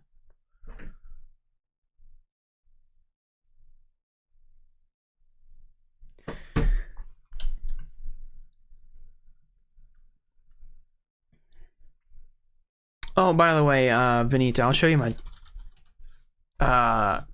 my channel here. This is my channel. That's how you found me. Yeah, we're almost at 1,000 subscribers, baby. We're getting close, bros. Yeah, we do a lot of stuff. We do Dark Souls, we do reaction stuff, we do cooking stuff. This one's pretty funny. I recommend it. Gaming stuff, just like internet drama stuff. These are my videos. And then if you go to the streams, the live section, we have all this stuff here. Got the Elden Ring DLC, got Dark Souls 2 we just started, and we finished Dark Souls 1. There's some Minecraft there, and some Call of Duty. And what do we got? Oh yeah, shorts. Yeah, I got shorts too.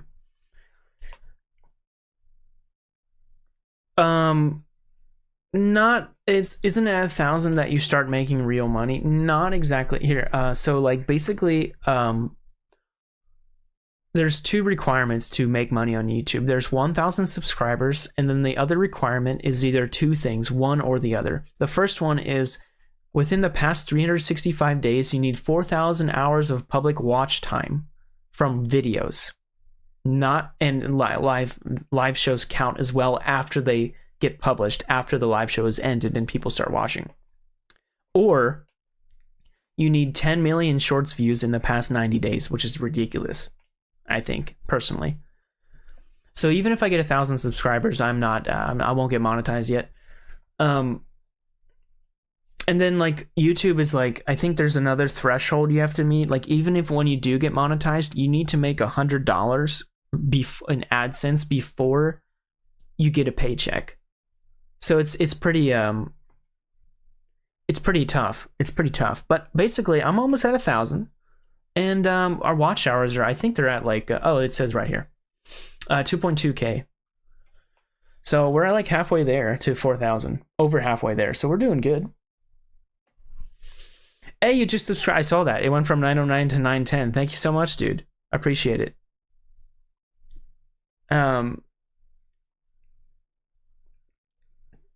You could set up a bot so you get 1,000 views an hour if you want. Nah. YouTube will catch on to that.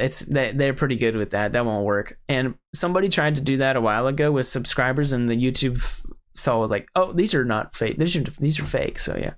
Now YouTube doesn't like that. I wouldn't do that. It'd probably get me in trouble.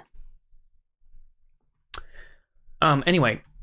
So yeah, let's watch Cryptos.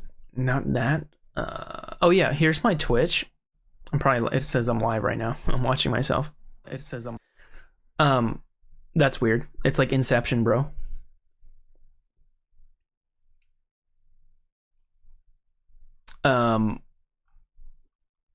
Yeah, so we got about section here, just showing you. I got 32 followers on Twitch. If we get 50, I'll become an affiliate, which is nice. YouTube is weird, yeah. We got a donate button. We got YouTube. We got the Discord. Oh yeah, I forgot. We have a Discord. But if you want, I post when I make a video, or when I post a video, or I do a live stream. I always put the notification in the announcement section. It's 20 seconds late because there's a latency with YouTube and Twitch. I think YouTube's even. I don't know how to. I'm not really sure how to fix that, to be honest. I think there's like a normal latency, a low latency, and a high latency feature or something. Anyway, yeah. Sorry about the delay. I have to figure out how to do that. I'm not really sure. Oops, hold on. Sorry, that was probably playing. That's the video we want to watch, actually. Yeah, there's some funny memes in the Discord. Hold on. Wait, let me link the Discord for you in the chat really quick.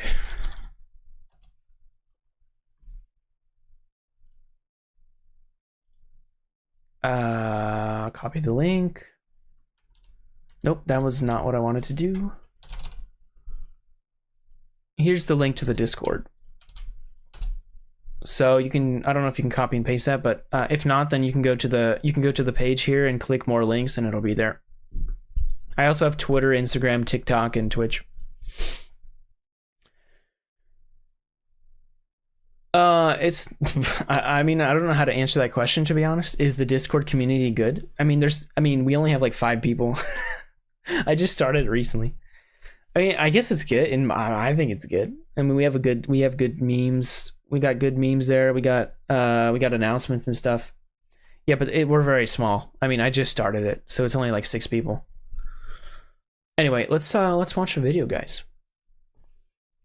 Wait, Nick Crowley. Oh wait, I X'd out of something. What did I X out of? Whoops. Not Twitch. What was it? Shit.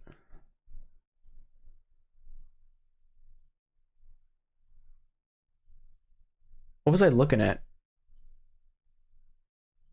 Oh well. Okay, so Nick Crowley, CoffeeZilla, Tuv. I think that was it for now. What am I feel like I'm missing something. You're sitting in voice chat watching your video. Nice. I don't think I've ever used that. Anyway, let's see what we got. Videos. Let's go to videos. I might want to watch this Nick Crowley one, the children's TV show with a dark secret. Or we got. There was actually 2 videos of CoffeeZilla that I really wanted to watch. But I think what I'm going to do is watch Nick Crowley first because I like his stuff. Last time we watched YouTube's Darkest Rabbit Hole, that was really good. But yeah, what's this? The children's TV show, with a dark secret. Okay, let's check this out. Joy Junction. What the fuck is this? We got an ad.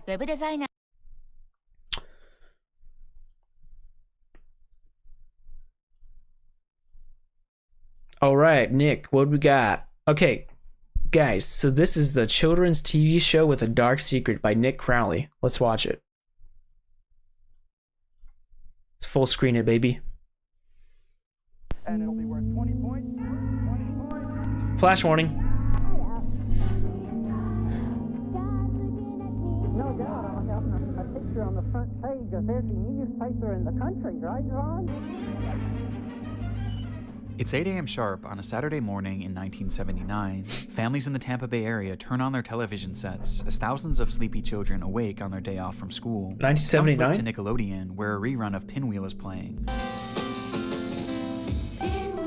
This is way Some before flip my to time. ABC, where they would catch the final episode of a short-lived TV series called Fangface. However, that morning, others would opt for a more virtuous wake-up call, flipping the station instead to channel 22, or the Christian Television Network, where a new show was opening the day's slate. A show called Joy Junction. The That show is so Joy Junction 70s. quickly found its place in the hearts of viewers, with kids immediately connecting with the quirky characters and silly games. Their Christian parents, too, found solace in the show's themes and non-offensive stories, creating a program that could be experienced together as a whole family. From that day on, families all across Florida and eventually across the entire United States came to enjoy the program, which continued on for a run of over 20 long years. Whoa. Until one Saturday morning, 20 8 years? a.m. sharp, when, without explanation, the show came to an unceremonious end and was never broadcast again. That's very weird. Today, the show and all official records of it have been scrubbed from the internet, with Whoa. the companies behind its creation and the networks that aired it acting as if it never even existed, some allegedly going as far as to destroy any remaining copies, thanks solely to the heinous events that transpired during and after its television run. Hey, thank you for the This follow, is man. the story of Joy Junction, the children's TV show with an unimaginably dark secret. Dude, I love Nick Crowley's videos. You have to check him out. Dude, I like how he does so much research, and it's amazing. And this is the way he edits it, and the effects he puts on it just makes it, and the music just makes it really creepy and awesome. And thank you so much for The Generous for the follow on Twitch. I appreciate it. 33 followers, baby. All right. We'll return after these messages. How does Nick One of the find this most stuff? It was frustrating scrubbed from the things to me internet. is spam phone calls and spam Oh, we got a texts. sponsor, There was baby. a point in my life where I swear every single day I was getting these texts from random numbers that were all trying to get me to click on sketchy links that if I clicked on them likely would have hacked my entire existence. And I know the main reason why I used to get so many texts like this was because these huge companies can't keep our data safe. Recently, I'm sorry about that Ticketmaster comment. I was hacked, referring and to the your data actual of over tongue. No worries. 560 million users was stolen. No, and I didn't sold see. onto I the didn't dark feel that web. way at all. That data You're good. includes full names, addresses, email addresses, phone numbers, and credit card data. At absolute best, this is going to lead to so much more spam, and at worst, it could lead to fraud. So what is Ticketmaster doing about this? Ticketmaster? Well, nothing. They said they didn't think the hack would have a material impact on their overall business. I swear, so I'll be many back of in these 5. big Okay, I'll businesses see you in will 5. happily take our data, but then do absolutely nothing to protect it. The which is video's like exactly why I 20 use 20 something Aura, minutes the long, sponsor so of you'll be today's back, video. but you'll be back in Aura time for alerts more me when stuff. my data has been part of a data breach, or if it's been leaked onto the dark web. It also gives me fast fraud alerts if anyone tries to use that data to hack into my credit or bank accounts. And it removes my information from data broker websites so I get less spam. I also get things like transaction monitoring, a VPN, antivirus, a password manager, This is pretty parental cool. controls, and identity theft insurance. And best of all, I get it in one convenient app at one affordable price. So if my info had been compromised in that Ticketmaster league, I wouldn't have much to worry about because Aura is always on and always working hard to keep me safe. I'm not leaving myself and my family vulnerable to data breaches. And if you don't want All to right, be Nick. avoided, go on over to Thanks for the sponsor. Nick Crowley, where you can try your first 2 weeks absolutely free just by following that link down below. Bro, where's my sponsor?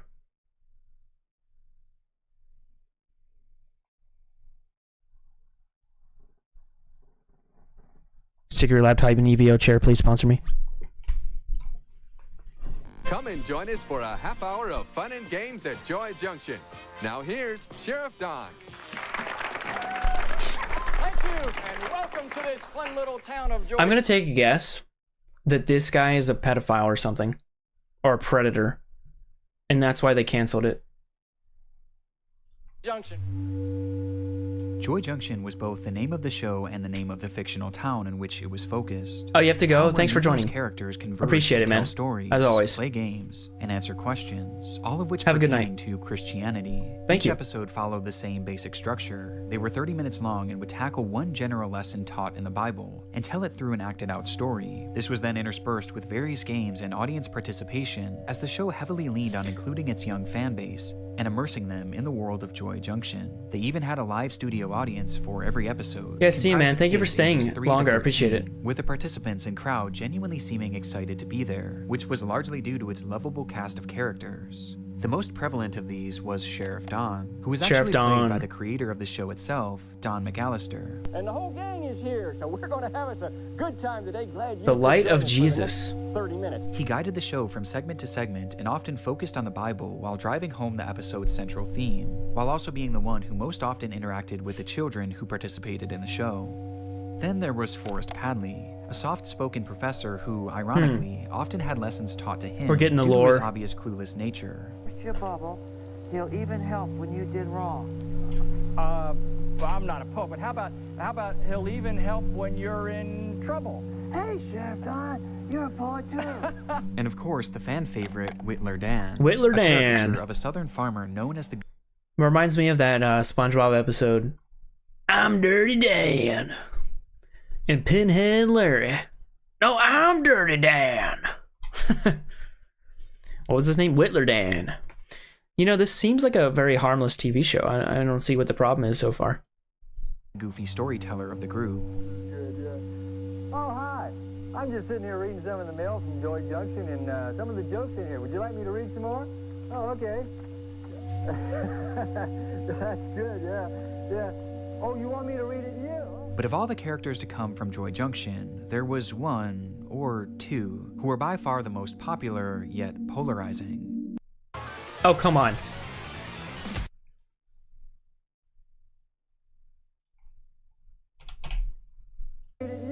But of all the characters to come from Joy Junction, there was one or two who were by far the most popular, yet polarizing. Ron and Marty. Ron and Marty. Played by professional ventriloquist Ronald Williams. Okay. No. No, no, no, no, no, no, no, no. You are not doing that to... I do not like puppets. I don't like ventriloquism. I think it's creepy as hell. Look at that face. That is creepy, dude. No thanks. Ron and Marty were far and away the most memorable characters for those who watched the show, and for obvious reasons too. Many children watching at home found the duo, and Marty specifically, to be off-putting, even horrifying, with some Yeah, claiming he is that the doll gave horrifying. them nightmares and was just too creepy to look It at. is creepy, causing dude. many to stop watching the show altogether. But despite this, others found the duo to be hilarious and entertaining, tuning in week after week just to see them perform. For the viewers, it was a love or hate relationship. Whatever floats with your Ron and boat, I Marty. guess. But even so, it was impossible to dismiss their impact on the show. They appear in every single episode that we have available today, and they were often tasked with teaching the children some of the series' most important lessons. Lessons like not to cuss, It seems like I'm hearing a lot of swear words. All the kids are using swear words these days. And I'm afraid one of them's going to slip out of my mouth. First of all, why don't you try immediately praying and asking the Lord to take those bad words. Oh, it's one of the and thoughts out religious your shows. mind. See, that's a good idea. practicing self-control, Self-control. Oh, well, I don't think my self-control works. It must be broken. Well, no, Marty. I don't think anybody can practice self-control all by themselves. But if you'll just ask the Lord to help you, He will. defeating bad thoughts, Hearts will cause good words and thoughts to come out of our mouths. It's almost so, Marty, as if our mouths will overflow with the thoughts and the ideas that are inside of us. You know, we need to be very careful about what we put in our minds and our hearts, Marty. That's for sure. and most controversially, Ron, they were looking at some dirty pictures Uh-oh. and they wanted me to look too. Well, Marty, what did you do? Well, I said, look, guys, I like you a lot and I want to play with you, but I can't look at those pictures. I just can't do it. whether it was the lessons they taught or Marty's blatant uncanniness, these two characters were the most vividly remembered part of the show. It seems like it's like not... I mean, that seems like okay lessons to teach kids so far. Right? Am I crazy or what? What happens? And this is important as these memories are essentially all we've been left with. Are still covered with that darkness and with that sin. And when we say he'll wash us as white as snow, The disappearance of Joy Junction. sin that's within us. Joy Junction is classified today mainly as lost media. No official copies of the show have ever been published by its creators or the networks that owned it. It just kind of ended one day and was never talked about again by those involved with the project. And this lack of archiving stretches past just the media itself. If you were to look online for information on the show today, you would find next to nothing. There's no Wikipedia page, no actors, producers, or directors mentioning it in their work history or on their resumes. Nick, how did you find this then, bro? How do you do your research? This is impressive. No official website. There's essentially nothing. Not even so much as an official date in which the show started and ended, despite the fact that the show apparently ran for 20 long years. Damn. We know for sure that the show aired on CTN in the 1980s, specifically in the Tampa Bay area, before it was later syndicated and broadcast across the country on channels such as TVN and Smile of a Child. But today, none of these networks mention the show having ever aired in their lineups, and none of them have ever provided an explanation as to why the show was pulled from the air. The only reason we even know anything about it is thanks to old recordings and VHS tapes captured by those who once enjoyed the show, with a few dozen episodes and some short clips from the series having made their way to YouTube. I see. So basically, the way he got his research was he probably talked to these individuals or something, or interviewed them, and the people that were fans of the show that had VHS tapes of the old reruns of it. YouTube in recent years, essentially serving as the only surviving relics of. And they Joy put it on Junction. YouTube. Because of this, the show is largely a mystery, and information is incredibly scarce and hard to come by. But after doing some digging, I was able to find some mentions of it in old newspapers printed nearly 45 years ago. Nick. That did shed a bit of light on the context surrounding its creation. The first mention of Joy Junction came in 1978 within the Evening Independent, though at this point it was not even a television show yet. Instead, advertisements were placed in the paper weekly for the Faith Community Church in Largo, Texas, that mentioned including some sort of in-person act specifically for children, called Joy Junction. It's unclear what this performance actually entailed, but coincidentally, just 1 year later, the show Joy Junction would begin filming in Largo, Florida, with these original performances likely serving as the inspiration and the basis for the show itself. Following this trail of newspapers, I also found that the show was created by a company called WCLF, which began broadcasting back in October of 1979, with the founder of the company vaguely mentioning Joy Junction as an upcoming project. And sure enough, 1 week later, that same paper included a television guide that mentioned Joy Junction showing on TV for the very first time. There it is. Its likely premiere date of November 10th, 1979. Aside from this, I was able to confirm that the show did in fact play all across the United States and wasn't limited to just Florida, which might be why finding an exact date on when the show ended has proven essentially impossible. But the most common belief across the internet is that the show lasted until somewhere around 2004, putting its lifespan at a surprising 25 years. That is a really long time. That's a really long time for a show to run and not have anything left, a trace of it, like on the internet. Because the internet was around by 2004, and nobody like put the videos online or something. Usual that there's hardly any mention of it online, and that there was seemingly no attempt to ever even archive it. It seemed as if the parties involved didn't just drop the show and forget about it. They completely washed their hands of it and tried their best to bury it. Wow. There are even rumors circulating that CTN themselves had all their remaining copies set on fire and destroyed so that the show would forever be forgotten. And that is extreme. What are they trying to hide? Are they trying to hide something really sinister with this children's show? I mean, I guess a dark secret. I'm so invested. Like, what is the dark secret? Please tell me. And when you consider everything that happened, this isn't really all that surprising. But what is surprising is the extent of the unraveling and the way in which it began, as it all started with a simple water bottle. A water bottle? What?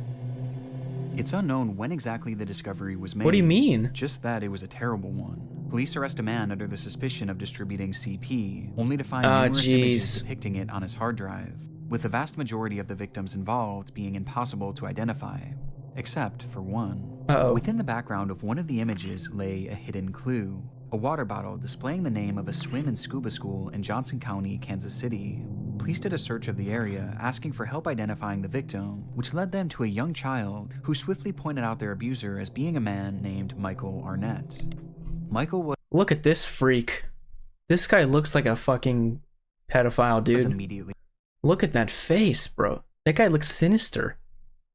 Arrested, after which the true extent of his crime would be uncovered on his home computers. They contained countless photographs and videos depicting the same disturbing material, including a great deal that was produced by Michael himself. How does this have to do with the joy function? These images are genuinely some of the most appalling I've ever heard described, though we'll get more into that later, because there is something more relevant to this video that they found on his device. It was a lengthy online chat history with a man named Ronald Brown.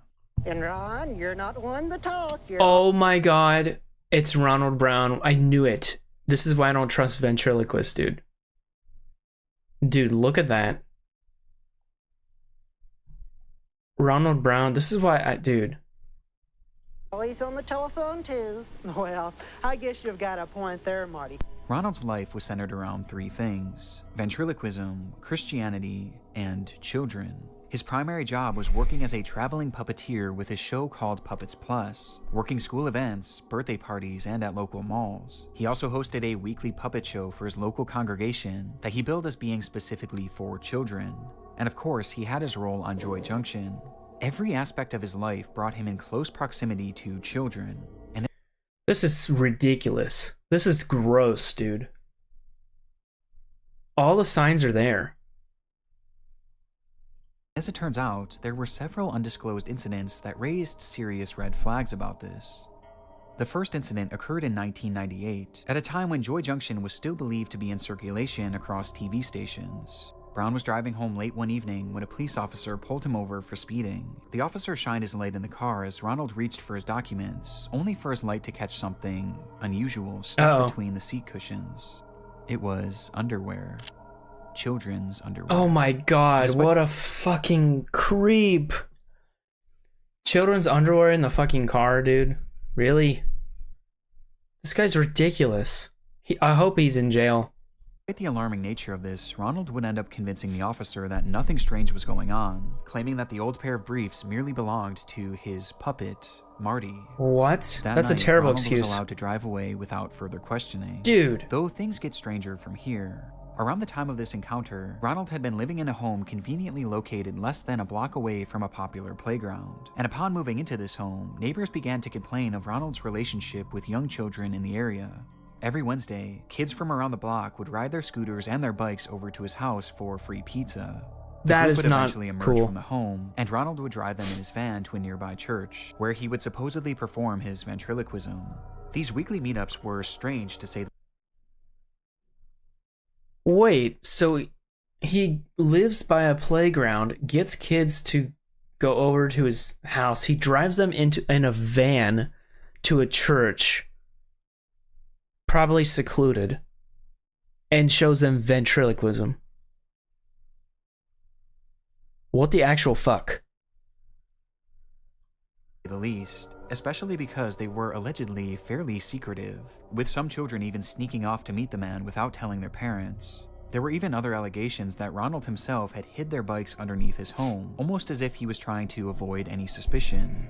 And although I couldn't find concrete proof of this, it was rumored that when neighbors checked underneath his home, they reported not only finding these bikes, but used sex toys as well, which were stashed there for unknown reasons. There were never any sort of allegations made against Ron, legal or otherwise, but the red flags here are glaring. Red flags that seemingly went ignored, as people bought into Ronald's act as a God-fearing, silly ventriloquist. Oh, come on, don't give me that bullshit. The chats found on the computer of Michael Arnett shattered this perception in the most dramatic way imaginable. Alright, Though even so, what's happening? These chats aren't what you would expect. No, somehow they are much, much worse. Alright, what's the revelation? This is really intriguing now. Following is a brief excerpt from Ronald and Michael's chat log. Due to the graphical nature of these messages, I don't feel comfortable reading them out loud. Jesus Christ. Okay, I'm not gonna read them either.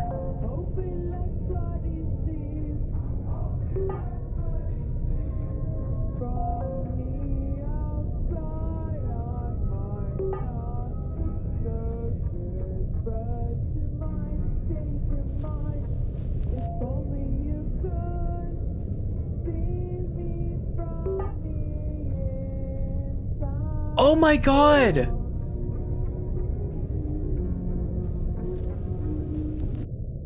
Within their conversations were numerous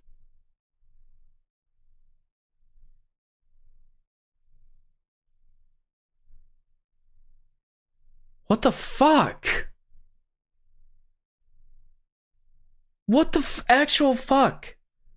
messages between the two men, fantasizing about not only killing children, but eating them as well, with most of the messages being far too vile to discuss or even show in this video. And this wasn't just fascination, it was obsession. Ronald had even found a child at his church that he frequently discussed wanting to eat, mentioning that he would be the perfect feast for Easter, describing what it would be like to end his life and to consume his body. And this went Jesus far past Christ. just talking, as Brown had taken photos of the child from afar and had actually been formulating a plan to kidnap him.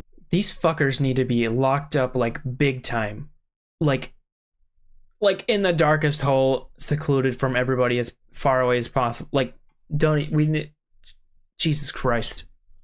He had even sent a photo of the child with black lines drawn over it to show the various spots in which Ronald wanted to butcher him. This was all supported by his friend Michael too, who himself claimed to have eaten multiple children, with a man even sending a photo of a 2-year-old girl that was seen inside of a pot, inside of an oven. And this wasn't the end of the shocking discoveries either, as things were made even worse upon investigators This searching fucking piece of shit. UE Lime. In doing so, they discovered an account on a website called Wait, what was that? UE Lime, what was that? UE Lime. As things were made even worse upon investigators searching into Ronald's username, UE Lime. Oh, username. In doing so, they discovered an account on a website called cutedeadguys.net, which was and is a forum for sharing images of the dead between those who fetishize corpses. And within his account, Ronald stated that he was one of these people too, admitting that he loved the sight of dead boys ever since he was a young man. And he wasn't lying either. Upon these revelations, Ronald's home was raided, where police would find over 200 images containing CP, which didn't even include the hundreds of others showing tied-up children, children being abused, and children that appeared to be dead. Along with this, police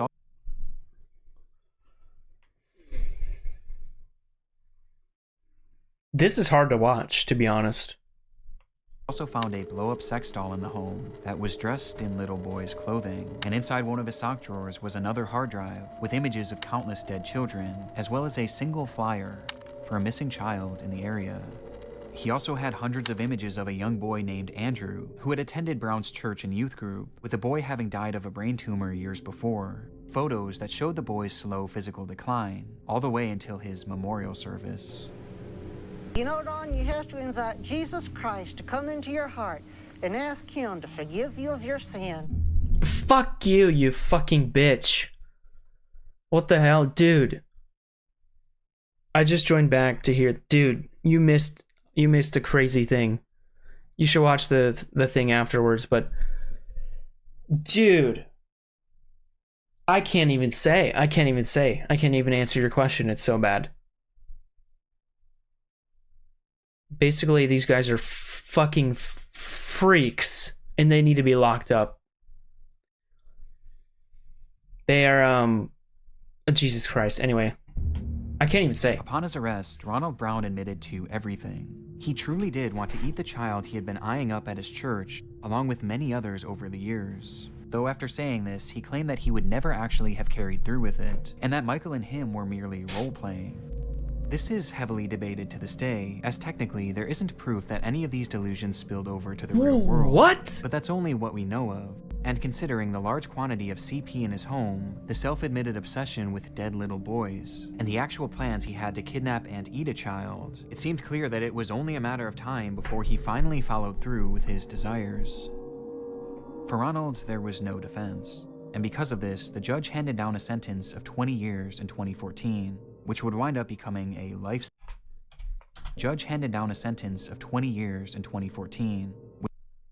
20 years? Are you fucking kidding me? Which would wind up becoming a life sentence. Okay, that's better. Years he passed away sometime in 2020, well before his scheduled release. Well, he won't be missed.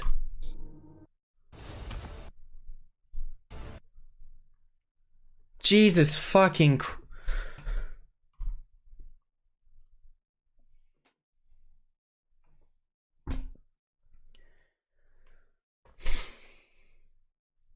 Guys, this is actually like the worst thing I've watched so far.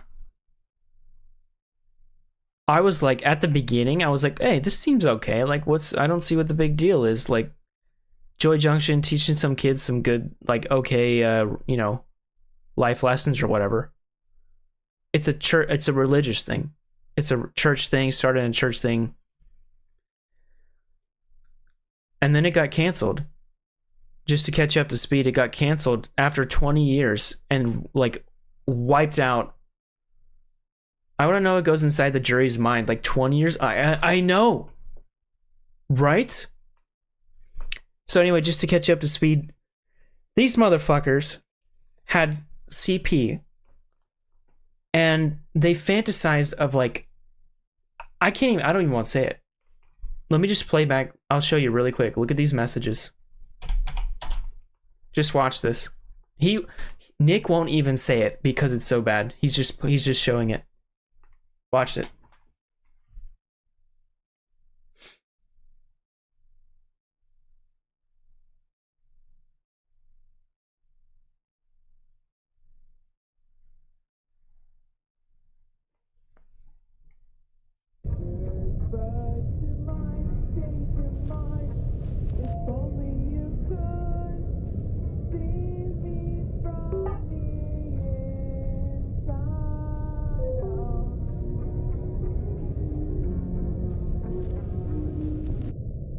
Within their conversations were numerous messages between the two men, fantasizing about not only killing children, but eating them as well.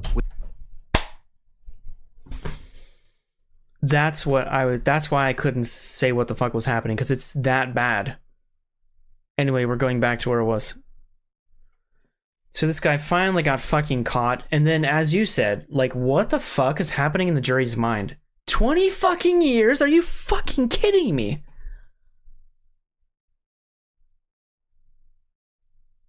Quantity of At least they bumped it up to a life sentence, and then he eventually died or whatever. CP in his Jesus home, Christ! Whoever thought it was a good idea to just do 20 years at first is a fucking idiot. I mean, there's illegal stuff and probably didn't have enough evidence or whatever. Self-admitted obsession with dead little boys, and the actual plans he had to kidnap and eat a child, it seemed clear that it was only a matter of time before he finally followed through with his desires. He actually For did Ronald, it. There was no defense. And because of this, the judge handed down a sentence of 20 years in 2014, which would wind up... Puppeteer charged with CP, feds, shouted and lying about unaliving and eating young people. It's fucking despicable. Yeah, I agree with you. Becoming a life sentence, as it appears he passed away sometime in 2020. Thank fucking God it was a life sentence, man. What a fucking stupid sentence that first one was. 20 years? Are you fucking kidding me? Scheduled release. Wait a second. Hold on. As it appears he passed away in 2014, which would wind up becoming a life sentence. As it appears he passed away sometime... Oh my God. I didn't realize it. They didn't make it a life sentence. It was 20 years and he just died halfway through or whatever before the 20 years was up. So it technically became a life sentence because he died during the... What the fuck is wrong with the justice system? 2020, well before his scheduled release. This discovery changed the entire context surrounding Joy Junction, the wholesome TV show beloved by children all across the country, only for one of its main stars to be outed as a predator of the most disturbing caliber. But there was one last discovery made by law enforcement in Ronald's case. Another that makes one? the show that much more chilling. Oh my God, what? Please During the raid stop. on Ronald's home, officers found a collection of journals that Ronald wrote in daily, where he obsessively discussed young boys that he had been coming into contact with, highlighting his desire to know what it was like to kill them and to know how they taste. These journals, to my knowledge, have never been released to the public, but the thing I find most interesting about this is the date at which these journals started. 1978. Oh, you gotta be fucking kidding me. The show started in 1979. And the journals were discovered in 1978, a year before the children's show, religious children's show, started. You sorry about to put the video on mute. No more. No worries. Disturbing desire had been brewing inside of him for decades. And coincidentally, Joy Junction just so happened to start 1 year later, in 1979, meaning that many of the kids seen on this program were likely the That is ridiculous! Look how close she is to him. very same ones that Ronald wanted to eat. Given this context, it's no wonder why all parties involved with Joy Junction cut ties with it completely. It just changes the entire feeling of the show. From the moment that one simple water bottle was identified, Joy Junction's fate was sealed, and so was Ronald Brown's. Still though, I'm left with I originally thought that I was close, but it wasn't this guy, it was the other guy. In my prediction at the beginning. About one of them being a pedophile. It was even worse. Worse than a pedophile. He's a fucking psycho. And so was Ronald Brown's. Still though, I'm left with many questions after reviewing this case. Was there anything more to that traffic stop in 1998, or those pizza parties with the kids? And how serious was Ronald about following through with his plans to kill C, with the answer to these questions likely being taken to the grave along with him? But what I find so fascinating about this case is that the fallout of the raid on Michael Arnett's home is still being felt to this very day. Honest devices weren't just chats from Ronald Brown. What? In fact, there were hundreds of other predators, with officers going on to arrest many of them, some of whom are still in the process of being tried and sentenced. And when reading into some of these other cases involving Michael, it's evident just how serious these people were about their dark cravings. One of these men was even recently caught having built an entire bunker, equipped with torture tools in preparation for his first victim, which he planned to share with Michael. On top of all the CP distribution, What the fuck? These fantasies about killing children weren't just roleplay. These were very real thoughts and very real plans. But the one small bright spot of this case is that the 2-year-old girl that Michael had photographed in his oven, thankfully was found alive and well. Oh God, and he, thank too, God. never got to carry through with eating a child, at least that we know.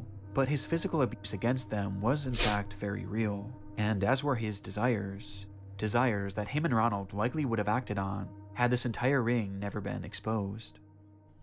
Jesus Christ. When it was conceived, Joy Junction was meant to teach children morals, right from wrong. But ironically, many of these lessons just so happened to be taught by a man who was actively engaging in the very behaviors that were condemned by Joy Junction. Ron, they were looking at some dirty pictures and they wanted me to look too. Is your What a fucking hypocrite. What a fucking hypocrite. Psycho hypocrite, motherfucker. companions? You should have friends who have pure and clean thoughts and will only give you good ideas. With his actions. Oh my God. He's educating kids on how to have clean and pure thoughts and not look at dirty pictures. What a fucking hypocrite. Forever tainting the show and condemning it to a lifetime of obscurity, remembered only for the man and his puppet who brought the whole thing down. As a matter of fact, there's something I want to share right now. What a terrible legacy. Really? That's right. Don't go away, kids. Joy Junction is coming right back. Oh my God. Wow. Guys, that was a hard video to watch, to be honest. Jesus Christ. That was probably one of Nick's craziest videos I've seen. Yeah, don't watch this while you're eating. Jesus. He's manipulative AF. Making the shows so no one could suspect him.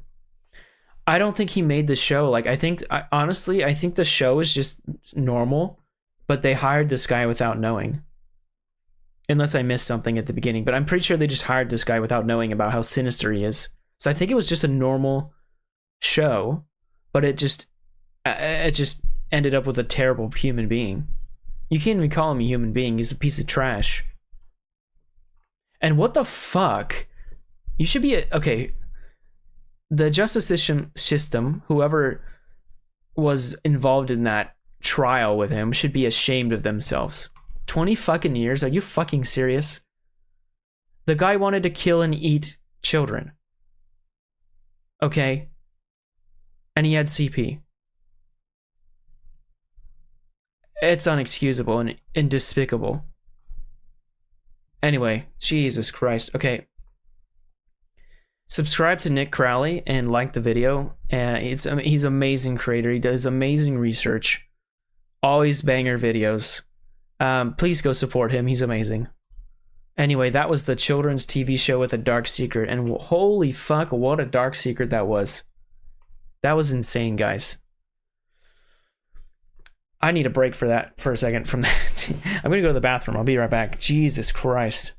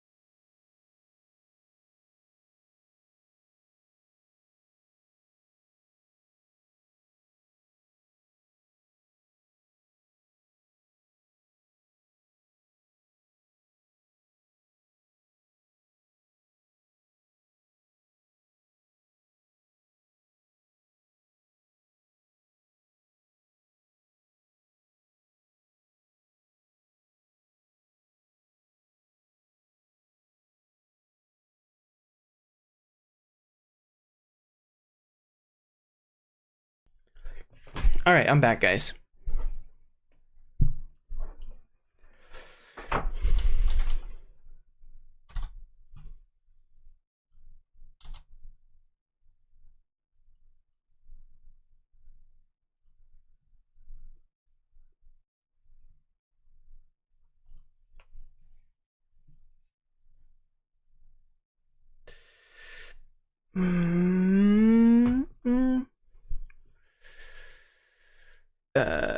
Okay.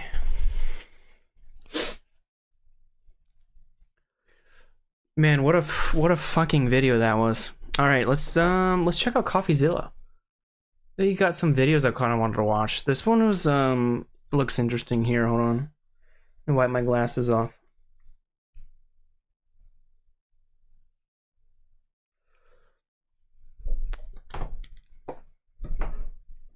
So this, okay, so $30,000, no, 30,000, not 30,000, $30 million AI is hiding a scam.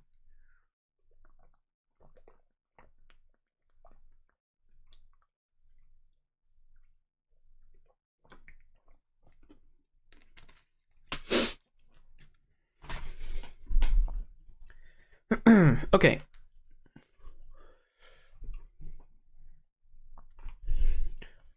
What is this?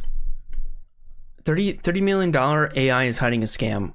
Oh my god, I think I know. I think I actually know that. I think I saw a YouTube short ad about that.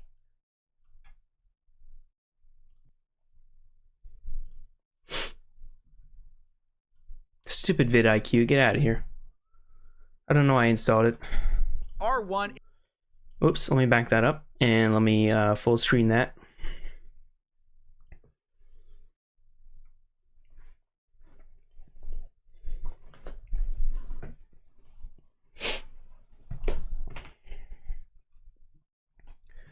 Okay, let's full screen it. Whoops, hold on.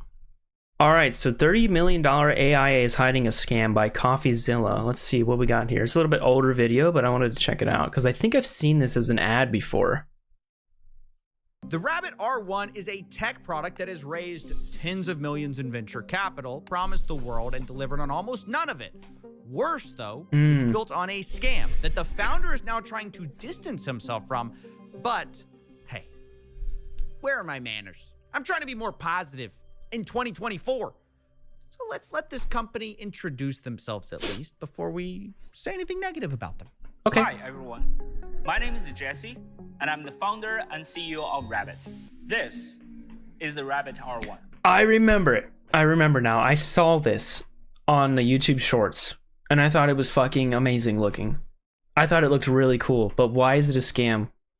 I can speak or type with R1. I can also use R1 to call a ride. I can also use R1 to order food. I can also make R1 to a set of more complex actions. For example... Okay, so wait, so you're basically saying you can do with R1 what you could basically do with any smartphone? What did he say? Also use is the Rabbit R1.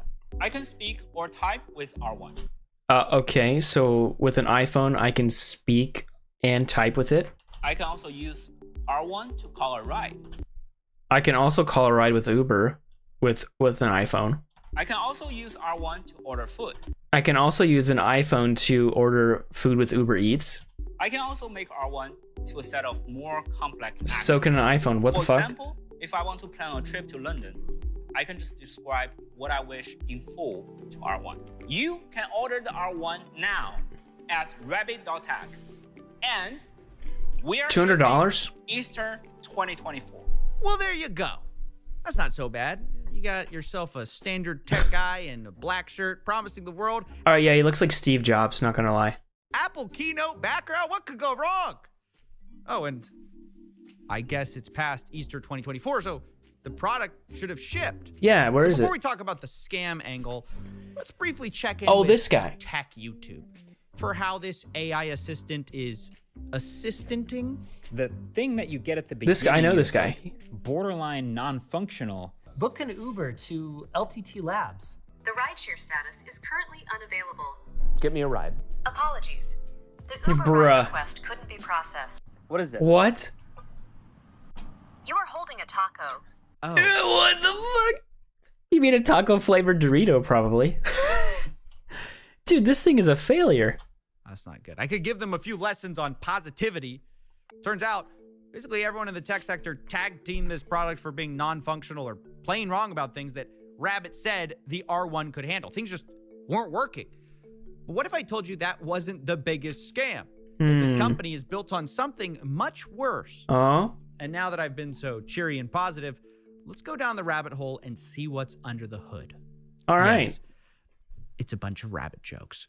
So the first thing we need Ha, to do ha, ha. is go to their webpage. The R1 is created by something called Rabbit Incorporated. But this company Okay. has a strange history. It was originally registered under a different name, Cyber Manufacture Co. Okay, weird. In fact, they changed their name 2 months before their official announcement. And it turns Even out weirder. that name change is pretty significant because Cyber Manufacture Co. wasn't just like a shell company or the same company under a different name. They had separately raised venture capital for a completely different project. Not AI. What? It was for NFTs. Oh, Now, before you laugh, remember, Jesus. this is 2021 when people took NFTs very seriously. According to a press Okay. release, the project was called Gamma, and it was at the intersection of gaming, community ownership, and Web3 buzzwords. What does that have to do with AI? Well, not really much. Conversely, Rabbit today also sort of wants nothing to do with crypto. Their founder, Jesse, announces for Rabbit, let me be clear, quote, we will never touch Okay, crypto. never touch crypto. Never. Got it. Okay, well, that's pretty strong, but given their whole passage is built on crypto NFTs, it's a little strange. Man. Now, when Gamma is brought up, Jesse... Wait, so like, I'm confused about NFTs a bit because I think it's BS and I never touched it. But I guess it's based on crypto, right? Is that what he's saying? And then this stupid AI thing saying we will never touch crypto, except for the NFTs that we did. He doesn't really deny that he ran the project. He sort of makes it sound like it was no big deal, just kind of a thing of the past. Quote, Gamma was a fun little project I was involved with during early COVID time. My main work is to build a Unreal Engine 5 space station themed game that I later open sourced. Yes, Gamma released NFTs and I bought a bunch myself just for fun. Never trade, never released any token or crypto coins, and I left that project once the game was open sourced. Well, there you go, haters. Case closed. It was a fun little multi-million-dollar project he did. He just built it on Unreal Engine. He may have sold a few NFTs, but he bought a few NFTs. So, you know, it's not a scam. Please don't look into this. Please do not look into All right, this. I won't look into it. Scam. Oh. What? Some people may have looked into it. First, Emily Shepard, and then the writer and podcaster Ed Zitron jumped in the fray with a great article. Now, I spoke to Ed, and he told me a very different story than Jesse about this Gamma project. It's so weird, and it's the same company. And in 2021, they raised this $6 million, and then Jesse Liu, across several hours of Clubhouse that I subjected myself to, promised the world and more. I have to say, promise the world and more is slightly inconsistent with fun little COVID project. So I decided I needed to listen to these recordings of Jesse talking about Gamma myself back in the day and find out who was really telling the truth. Jesse or Jesse? I don't want to make Gamma, or none of us want to make Gamma as a hype and dump program. This is a legit team with millions of dollars of fundings behind. Basically, we're dumping millions of monies into it just to make sure that it will be a next level experiences. Okay. I have to admit, it definitely sounds like Ed is right. This is sold as whatever the opposite of a quick NFT hype and dump project is. And this is where things get much weirder. How do they get weirder? NFT is only just the beginning, the very beginning of this. We probably think that the NFT part will only take, no more than 20% of the entire weight of this entire Gamma project. That's a lot. After NFT, we have this huge, groundbreaking ideas about Gammaverse. Then after that, we have this, again, huge groundbreaking ideas about the clean energy versus Gamma Coin. And that, the chances that Gamma Coin become the first not only carbon neutral, but actually carbon negative crypto 2.0 or Bitcoin 2.0, I think that's completes the entire Gamma story. Wait a second. He said he wants to become the Bitcoin 2.0. Didn't they just say that we don't want to touch crypto at all? Is he just contradicting himself here? Am I missing something? Ad.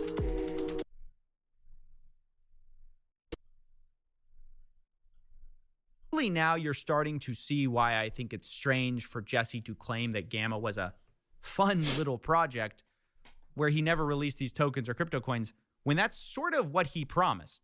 He told people he was going to release a carbon negative Bitcoin 2.0. And look, I know it sounds stupid now, but again, 2021 was a different time. It was. Remember, Jesse had millions in backing. It's not hard to see how people took him seriously. He said it didn't matter how the NFTs did. He was going to execute. But where are those millions? You know, the money raised from customers. Oh, yeah. Where is when it? the company changed to Rabbit, where did it go? Did it go to develop $6 million? $6 million? What the where is it? Where is the 6 million? Completely different project? I don't know. I'd love to sit down with Jesse and find out. What I do know, though, is that so many of the promises of Gamma didn't happen. And this is relevant to the R1, not just because this project is built on the skeleton of that scam project. It's also because the R1 was overhyped in a similar way as a do-it-all device. But this Dude, the iPhone is a do-it-all device. Some historyless company. They have a history of abandoning investors like they did with Gamma NFTs. I mean, Jesse even told people who were... I didn't even think about that. So they already abandoned that cyber name for Rabbit, and they already had a history of abandoning another company or team. Jesus Christ. They can't be trusted. Worried about the NFTs. Don't pay attention to that. You know, it's all going to work out. You just got to be a true supporter. I would suggest for our true supporters, do not pay too much detail about the current NFT mechanisms, because that doesn't matter.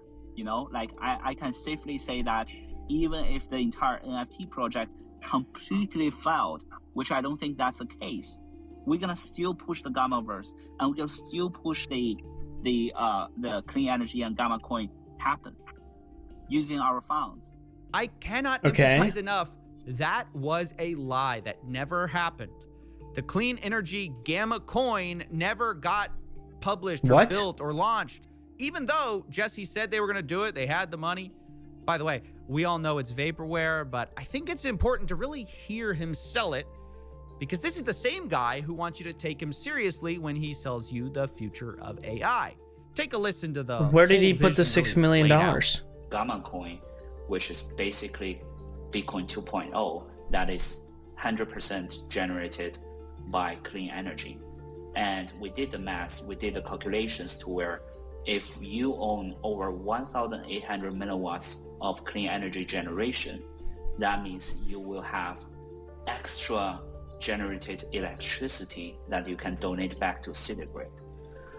So the general concept is, let's say if you own a Gamma NFT, that means you own the equal portion in valuation of your NFTs at that moment of that clean energy grid that we started building. What? This guy's not making any sense. That means you own that power, that portion of the clean energy solar panels that generates that power. And that means you own that power. And that also means that you own that portion of that power, and that power will be used to generate Gamma coins. That means you can earn your Gamma coins out of this entire clean energy cycle. Well, that was a mouthful. Right. Let's try to suspend our disbelief for a second here and figure this out. Basically, he's saying buying NFTs somehow would build a clean energy grid, which you would sort of co-own, which would make clean tokens, sort of the thing. And look, I know that sounds a little insane.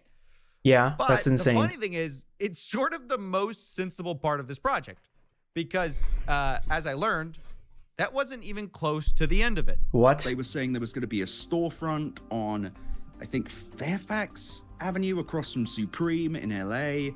They were going to do a comic book. They claimed there's a Discord. A comic book? Yeah, they said a comic book, a TV show, an MMORPG, and at one point, yes.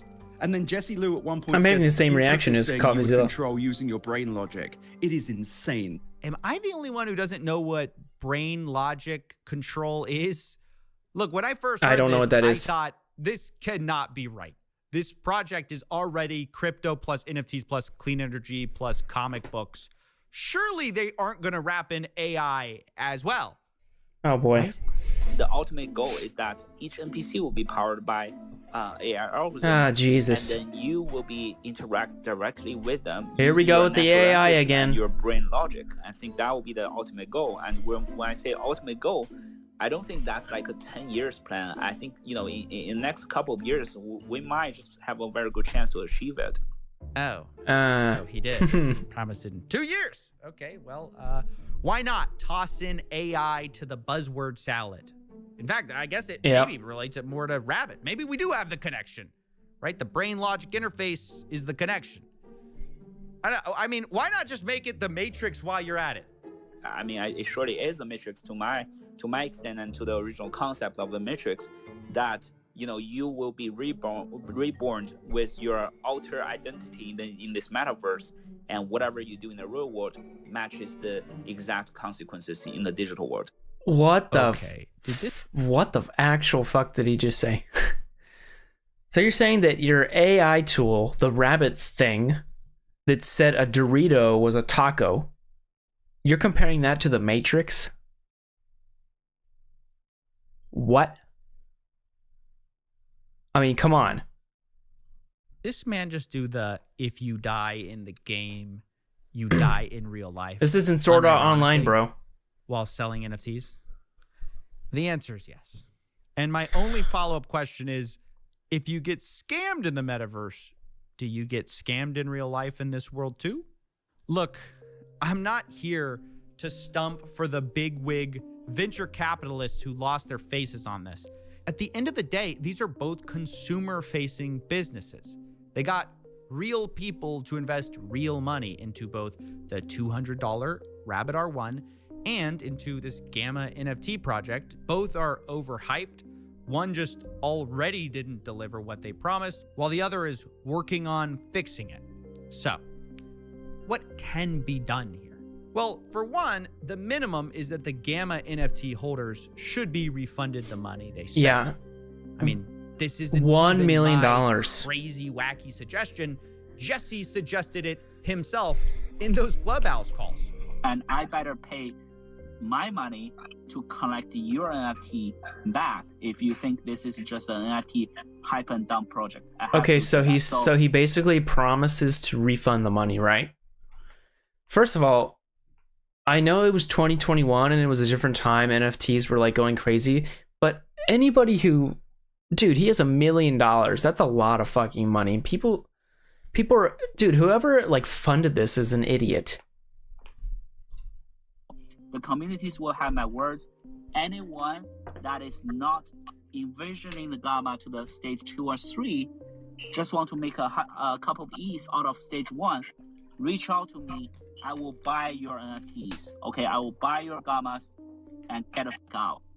All right? All right. We'll take you up on that. Yes, I got a haircut.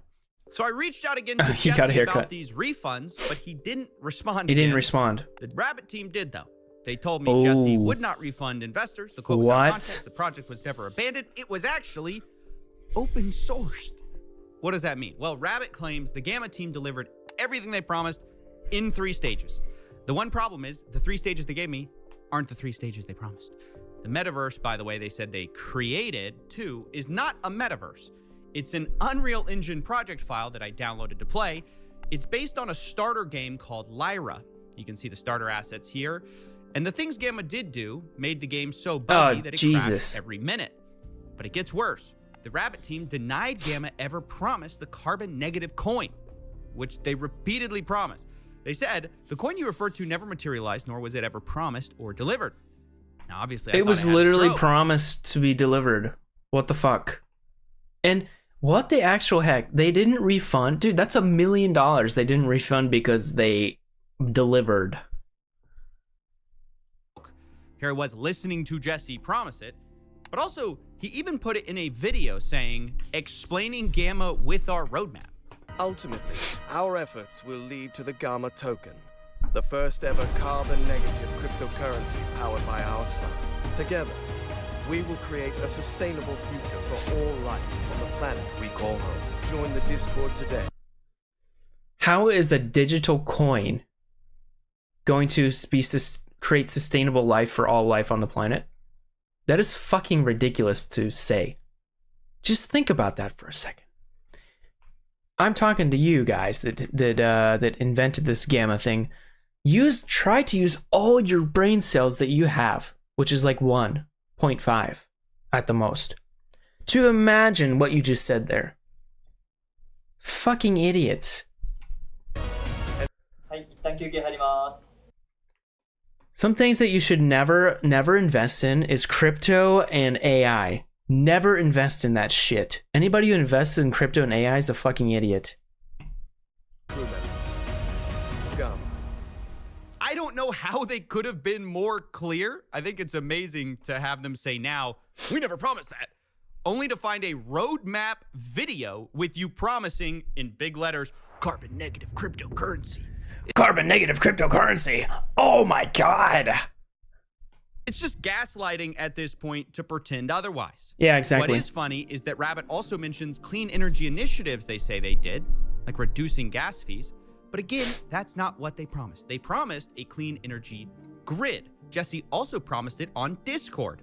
His post was in Chinese, but he's clearly talking about open sea transactions being used to buy land to build the clean energy grid, which is going to help mine gamma coins, which is exactly what he said on Clubhouse. I mean, these people are contradicting themselves in multiple languages. So I'll let you decide at the end of the day if the Rabbit team is being honest here. Towards the end, they even tried to tell me that Gamma, in our opinion, and as stated in the fact sheet, has no connection with Rabbit. But the fact sheet they're talking about, they sent me in a document called Gamma Project Fact Sheet. You can't just declare your own facts when it's the same company who made both things, the Rabbit and the Gamma Project. How can you say there's no connection? But after realizing no accountability would be taken and no refunds would be given by this project, I began to feel bad for Gamma investors. It made me wonder, exactly, what else is this team hiding? Well, I decided to find out. Oh, he got it, bros. He actually bought it. $200 down the toilet.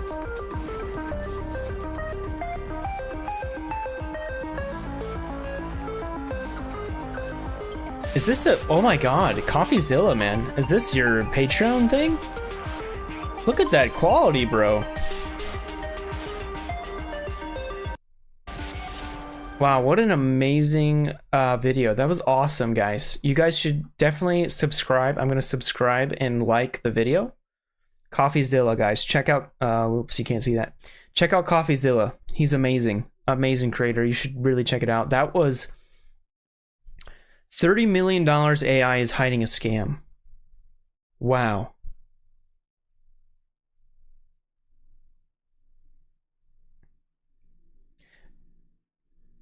Oh my god, there's a part 2. I didn't even see this. Rabbit gaslit me, so I dug deeper. CoffeeZilla. Whoa, guys. Dude, there's a part 2. We gotta watch this. Check this out.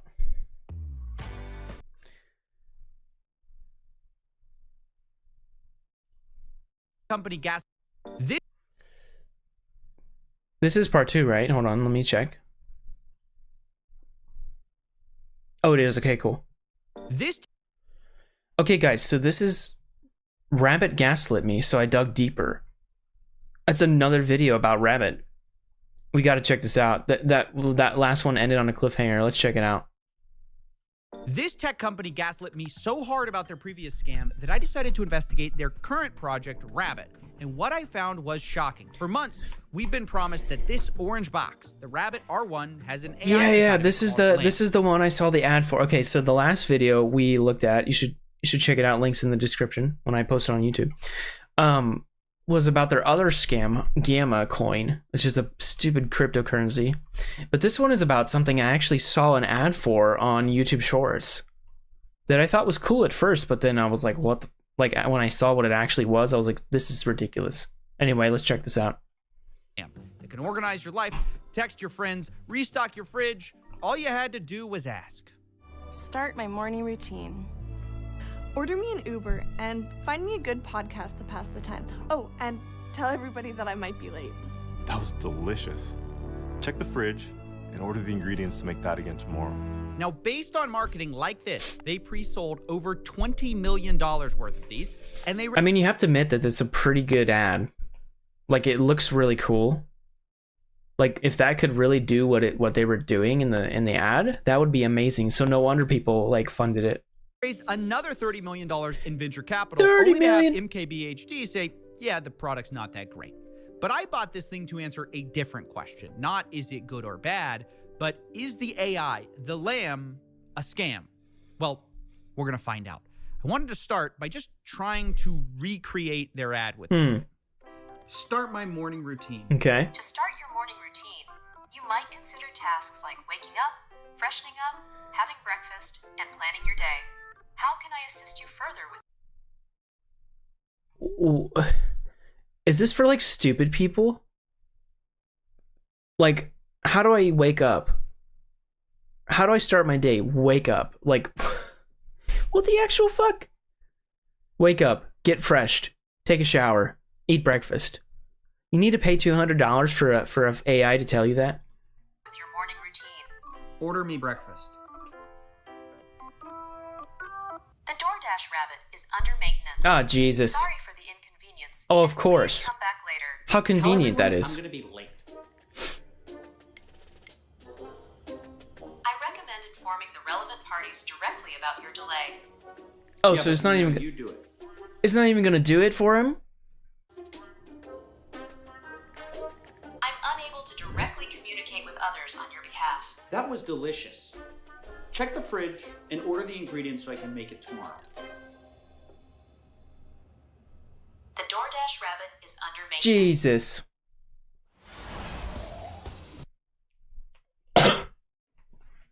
Dude, what the actual... What is happening?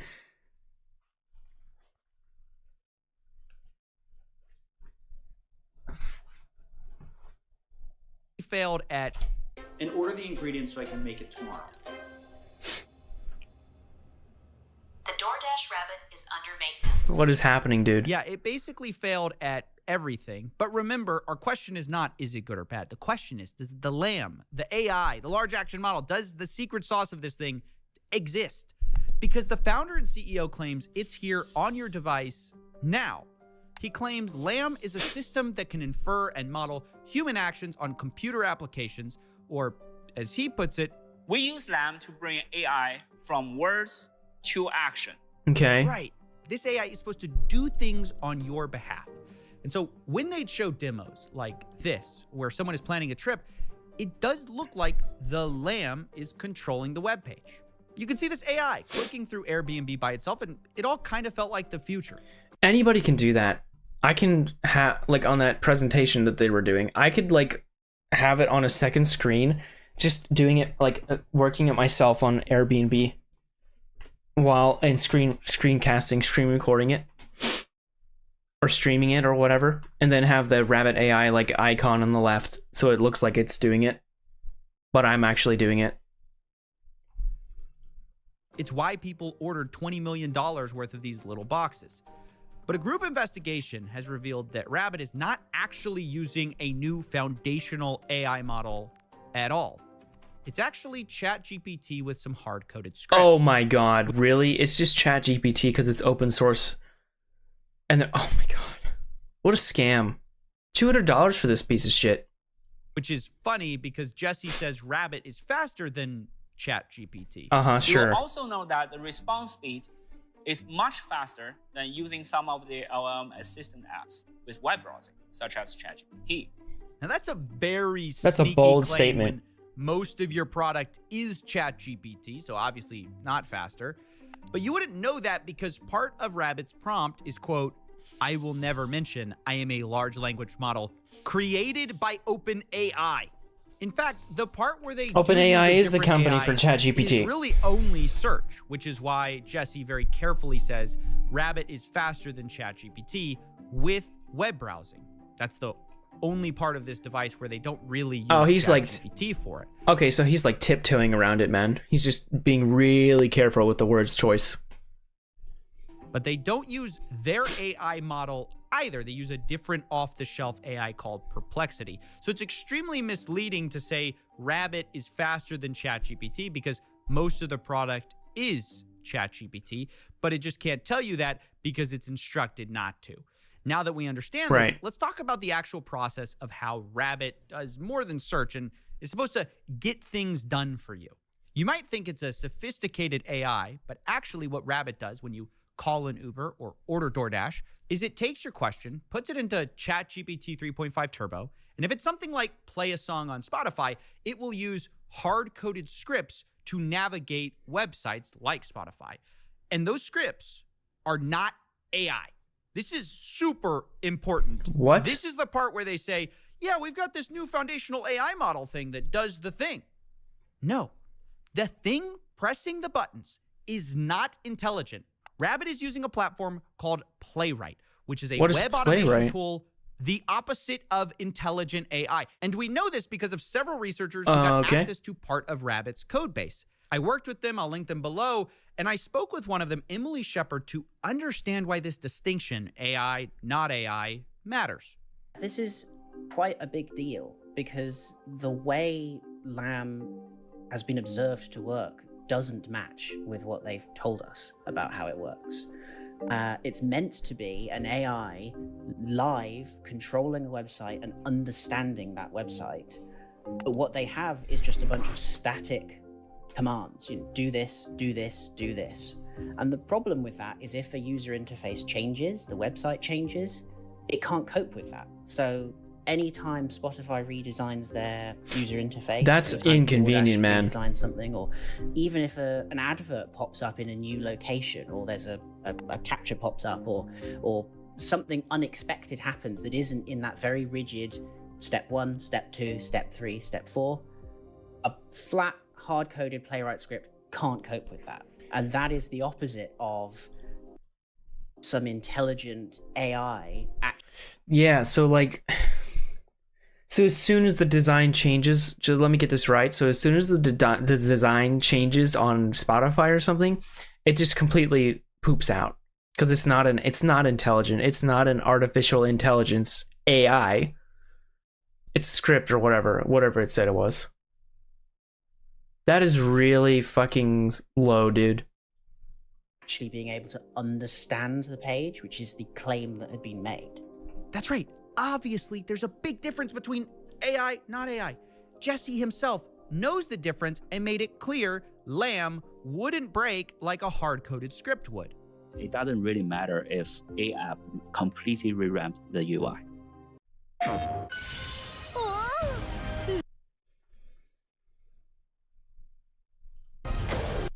Got it. So when Spotify... LAM wouldn't break like a hard-coded script would. It doesn't really matter if a app completely revamped the UI. Got it. So when Spotify... He just said what? He just said it doesn't matter if the UI changes at an app. It'll be smart and it'll be able to work around it. The lady just said it doesn't work. If it changes, and he just said if it's like Spotify changes the design, it doesn't work. It poops out. So he's literally lying. Redoes its app and it moves podcasts from tabs, and then it puts the tabs at the lower part or puts it in a hamburger drop down. Right. It still knows that's the word podcast, and that's where you find podcasts inside of Spotify. Exactly, because the fundamental philosophy logic is that all these modern software are designed for human eyes to perceive the information, and they have to have a setting somewhere. Right, of course, if this were AI, it would adapt to the user interface changes, but it's not.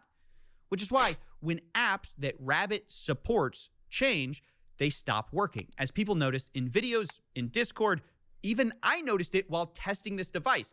DoorDash had stopped working, presumably because of another UI change. Rabbit is under maintenance. Now, so that's why it doesn't work, because DoorDash, like, it might have worked with the first iteration of DoorDash's UI, but then when they changed the app, the way it looks, and the design and the hamburger, the position of the pull downs and buttons and tabs, then it just can't. It just says it's programmed to say it's unavailable right now, which is obviously not. I see how it works.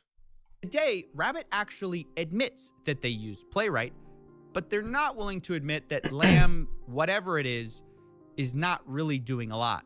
Jesse responds, to say Lamb is just Playwright is equal to say ChatGPT is just a chat. We use Playwright as part of a component to operate Lamb. That doesn't mean the research and technology is fake.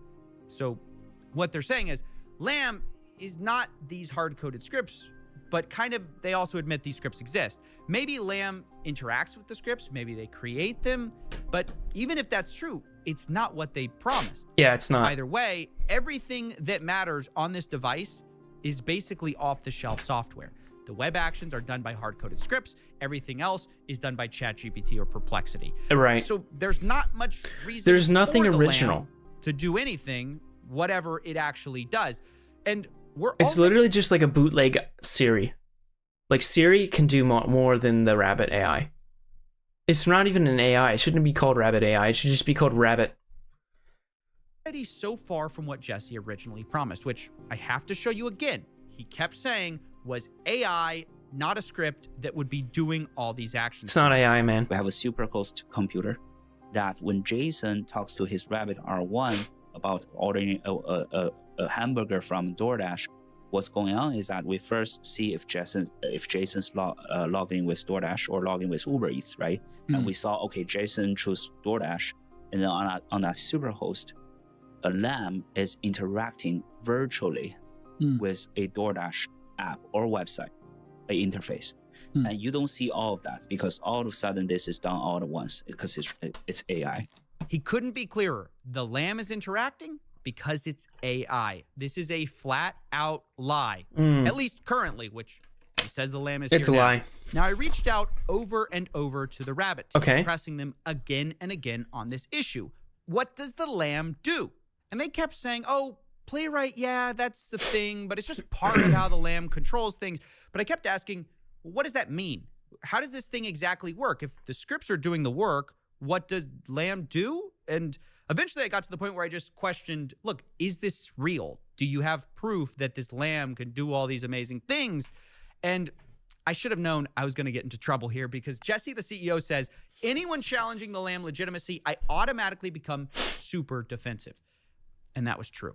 Here's part of the Rabbit team's response to me. To start off, I would love to know more about your background in tech, because if you are not specialized in AI and machine learning, any conclusion resulting from this conversation will have no real credibility or value Here we from go. any audience, because this is a technical discussion in AI and machine learning. We welcome you to invite experts with valid certificates from the field to further look into this. Now look, I found this wild for a company that raised $30 million in venture, sold $20 million in product, to be feisty about questioning They sold $20 million of these things? their product when it does So they have 10 million left over. does not work as advertised, and we found out it's using hard-coded scripts instead of AI. How can they be surprised people are going to question what their thing actually does? But I also think it's funny they should say that I should invite experts to look into this, because I'm not nearly the first person to point these problems out. Several people who, as I said, I spoke with, have had issues with this device. They have looked at the code base. They have also claimed they couldn't find the Lamb. Others have jailbroken the R1, got into Rabbit's cloud to play Doom. Bruh. Despite Rabbit saying they welcome credible critics, their reaction has been anything but welcoming. Emily, who we spoke to earlier, pointed out back in January that CAPTCHA would be a big concern for the Lamb. And Jesse's response is, sorry, I work for my team. I don't work for you, so you need to check my calendar before you command me to answer anything now. Cop out. But fast forward to today, CAPTCHA is a huge problem. In fact, specifically with Uber, we had to answer 10 different CAPTCHAs, adding up a bunch of dice in order. Dude, reCAPTCHAs and CAPTCHAs are so fucking annoying. Like, it says, like, choose the numbers in order of this order. So I choose the numbers, click, click, click, click, click. You failed the test. You're not human. Here's another test. 10 tests later.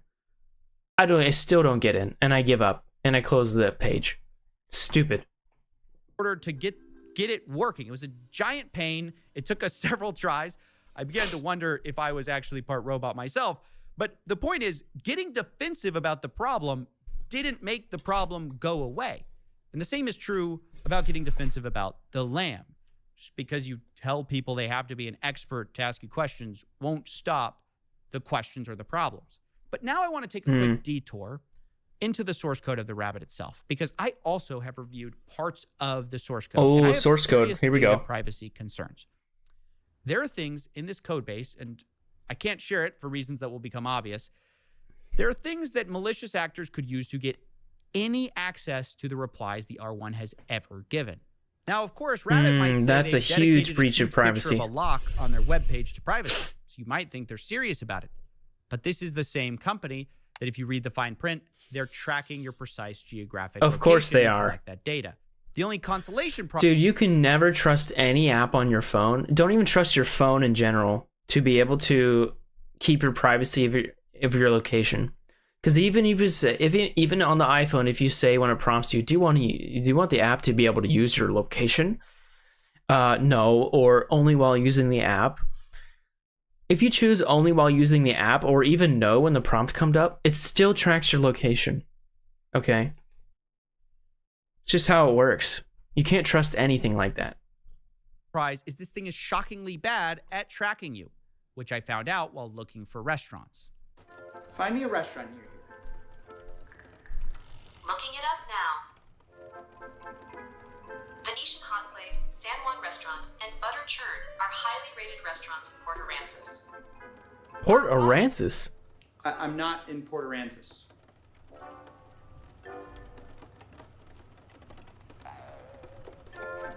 Let me see what I... It thought so hard. It was like, wait, does not compute. Oh, not in Port Aransas. What do you mean? Oh no. What an idiot AI. For restaurants near It's not even AI. Austin, Texas, consider the following options. I'm not in Austin. An Italian restaurant in downtown... I'm not in Austin, Texas. I use the internet connection to know where the R1 device is roughly located in Bruh. order to provide you with You're off by about 100 miles. Thank you for the clarification. Let me refine the search for restaurants. At least it's near your polite. approximate location. Like, it could be rude.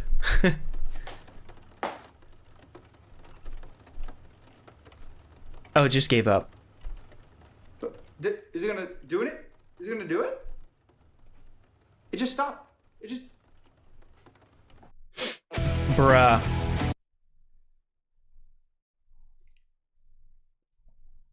I found it.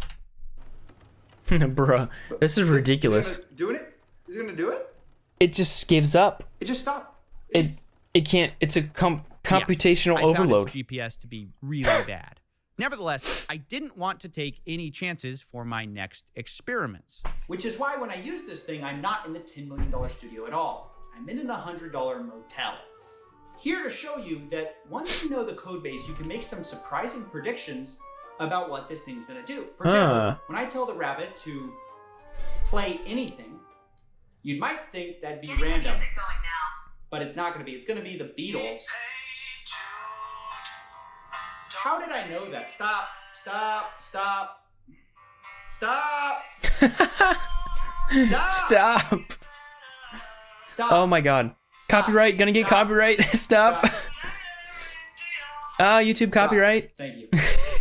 The reason I know it's going to do that. Why does it play 90% of the time? So in their prompting, they say if a user is going to say play anything, they should play the Beatles. Why? Even when you specify, when I say play anything, don't play the Beatles. Got it? Understood. Okay. Play anything. It's still Okay. Starting the music player now. another. Here comes the sun. I don't have the copyrights to that, so we'll stop it right there. Yeah. Back now in the $10 million studio for real. Save me the copyright No claim green too. screen back here. Look, this product is obviously bad. By the way, it's off right now. But again, what really upsets me is not that it's bad. It's that the core selling point of this product is built on a lie. And that lie is the lamb. They said it was on your device now. It's a new foundational AI. And the reason this company had to sell you a $200 product was this AI was so powerful. Large action models concept and test results are so powerful that we decided to make a one-of-a-kind mobile device. You mean an iPhone, a bootleg iPhone? For this hunk of plastic. Like, yeah, like what is the justification for that hunk of shit? Just say it how it is, Coffee. Call it a piece of shit, because that's what it is. It's a piece of shit, not even AI. It's a bootleg iPhone, it's not even an iPhone, it's a Siri. A bootleg Siri. But where is it? They say it's here now. He said it was going to be controlling your apps, but it's not. It's hard-coded, pre-written playwright scripts. And look, the best Rabbit at this point can argue, and it's hard to falsify or verify, is that Lamb might be part of the process of creating those automation hard-coded scripts for Playwright. As in, like, no, it's not live controlling your web browser, or their web browser, but it can create the code that does it. Maybe that's what they're going to argue. But guess what? Playwright already has a tool for this. It's called CodeGen. Oh boy. Where it watches what you do and just automatically creates the automation code for you. No fancy AI required. Jesus. So I think the best thing you could say at this point about Jesse and Rabbit is that they vastly overpromised and underdelivered. The worst you could say is this is consumer fraud. Because even considering the possibility, and it is one, it's fraud. That Lamb is a real research project that's not ready, why lie about it being here now? Why not come clean and admit that whatever you're doing today is not what you originally advertised? This is not a new foundational AI controlling websites like a human. It's ChatGPT with an autoclicker. Yeah. But there's one last thing I want to say. I was able to speak with an employee who worked for Rabbit, and on the condition of anonymity, what they told me was that Lamb as advertised does not exist, and that Lamb was a, quote, marketing term. Okay. Now, given that this was a very serious accusation, I reached out one final time to the Rabbit team to hear their response. Rabbit response. Okay, wait. Below is a statement that can be attributed to Rabbit in response to your inquiries. Given the approach and allegations in your first video and your treatment of the previous responses we approved, it is clear that you are not interested in taking a balanced or objective approach or in working with us in a good faith. You can find the statement to your questions copied below. Beyond that, we won't have any further guidance for you. Wow.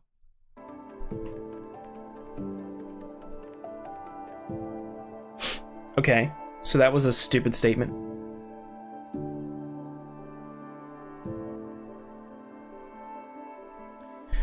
Oh boy. Rabbit stands behind this product, technology, and vision to build a personalized operating system that can understand users' intentions and intuitively help them get things done. Well, it completely fucking utterly failed at that. Our technology approach can be seen in Rabbit's patent filings, which are public. Our focus is protecting our customers and our data. Because of this, engineers often only have access to parts of the system. This design of segregation allows us to focus on areas each team excels in, while also protecting our most valuable intellectual property from unauthorized access, or, in the worst case, theft. Well, Jesus, well, you're kind of hypocritical, aren't you? Because you're stealing millions of dollars from people.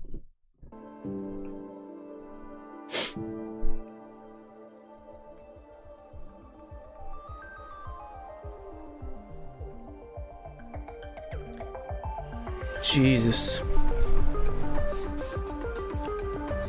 Wow, what a cool outro Coffee has. I love it. Somebody make me an outro. Like this. Anyway, guys. Well, that was really good. Rabbit gaslit me, so I dug deeper. Part 2 of the first video we watched. Check it out in links in the description. Also, make sure to subscribe to CoffeeZilla and give him a like on the videos. I just gave him a like right there because they are awesome. Okay, he's really good and he does a lot of research. I love his stuff. You should check him out. Anyway, yeah. So that was cool.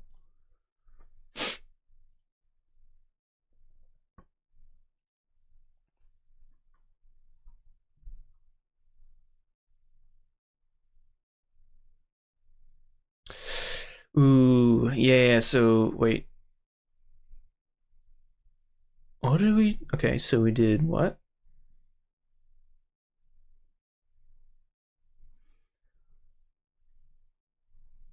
I kind of want to watch this one here. Most disturbing things caught on Ring doorbells by Tuv. It's the latest one. It just came out 8 days ago. I recently discovered Tuv from Moist Critical, actually. Charlie, Penguin Z0. Thank you, Charlie. Yeah, this guy's content is really good, so I wanted to check him out. Tuv. So let's check out the most disturbing things caught on Ring doorbells. Doorbot was created. Okay, wait, so we got an intro. Okay, no ad, nice. Probably got demonetized, maybe? I feel bad if it did that. Okay. Alright, guys, so the most disturbing things caught on Ring doorbells by Tuv. Let's check it out. Alright, let's full screen it. Alright, let's check it out. Hold on, before we check it out, I need some water really quick. I'll be right back. Also, it's hot, bro. I'm sweating.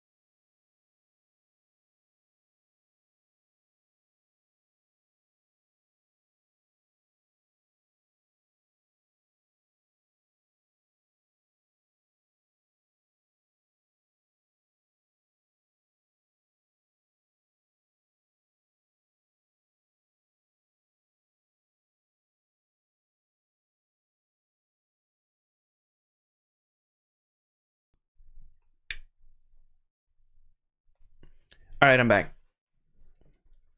All right.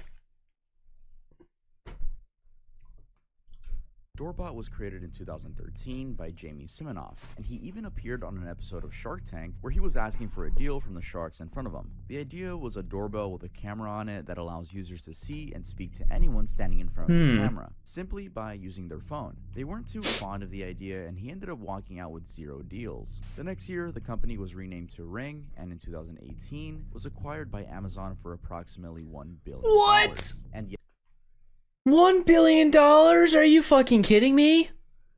Oh my god. That guy's rich. The guy's rolling in it now.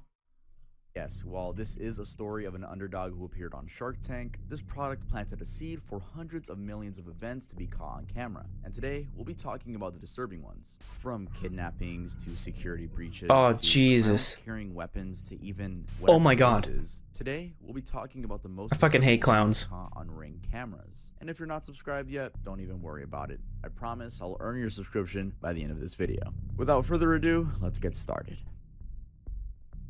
Possible kidnapping in Limer Park. This video was captured by a Ring doorbell camera on November 12, 2019. In a clearly desperate call for help, the woman screams and shouts, "Help me, somebody help me." Seemingly unsure about what was going on, the homeowner steps out to the front porch and watches from a distance. Soon after, a vehicle, suspected to be a 4-door white Prius, zooms past with the woman still calling for help until they're out of earshot. And right at the beginning of the video, a man can be heard saying, "I'm sorry," over and over again. This happened in Limer Park, 3800 block of 3rd Avenue at about 11 p.m. And because of the chilling nature of the video and how far it traveled through social media, a day later on the 13th, the LAPD opened up an investigation into a possible kidnapping situation. Detectives went and canvassed the area. An officer, Mike Lopez, told the media they couldn't find evidence of a crime, but they were still out there for hours, going door to door, trying to see if any other Ring cameras on the block had captured any additional thing about the incident. According to their report, the woman was only identified as a quote female black with dark braided hair, and she was believed to have been in the front passenger seat of the car. The aggressor in the driver's seat was described as a black male. The police also stated that the witnesses saw her hair being pulled backward as she was screaming. Also that there was a plastic wrap over the front passenger side window, most likely from a previous traffic collision. Some of the neighbors who spoke to news crews also added in how terrifying the whole thing had been. Strange though is how nobody from the neighbors to the police had no idea what happened. It wasn't even established to if whether or not she was from the area. The police did however ask for anyone with any new information about the incident to come forward, but it looks like no one ever did. The only new development in this case was that officers later identified the car, initially suspected to be a Prius, as a Toyota Matrix, a model between the years 2003 and 2008. Actual kidnapping in Fort Worth, Texas. Okay. In 2019, at around 6:30 p.m., actual a kidnapping camera captured this incident where an 8-year-old, Salem Sabaka, gets kidnapped while out on a walk with her mother. As the homeowner walks out to see what's happening, the camera shows the chilling moment when Sabaka is grabbed. Her mother is thrown onto the ground, and in a clearly desperate try, she attempts to run after the car while begging for help from anyone within earshot. This happened in Fort Worth, Texas. That is terrifying. Oh my god.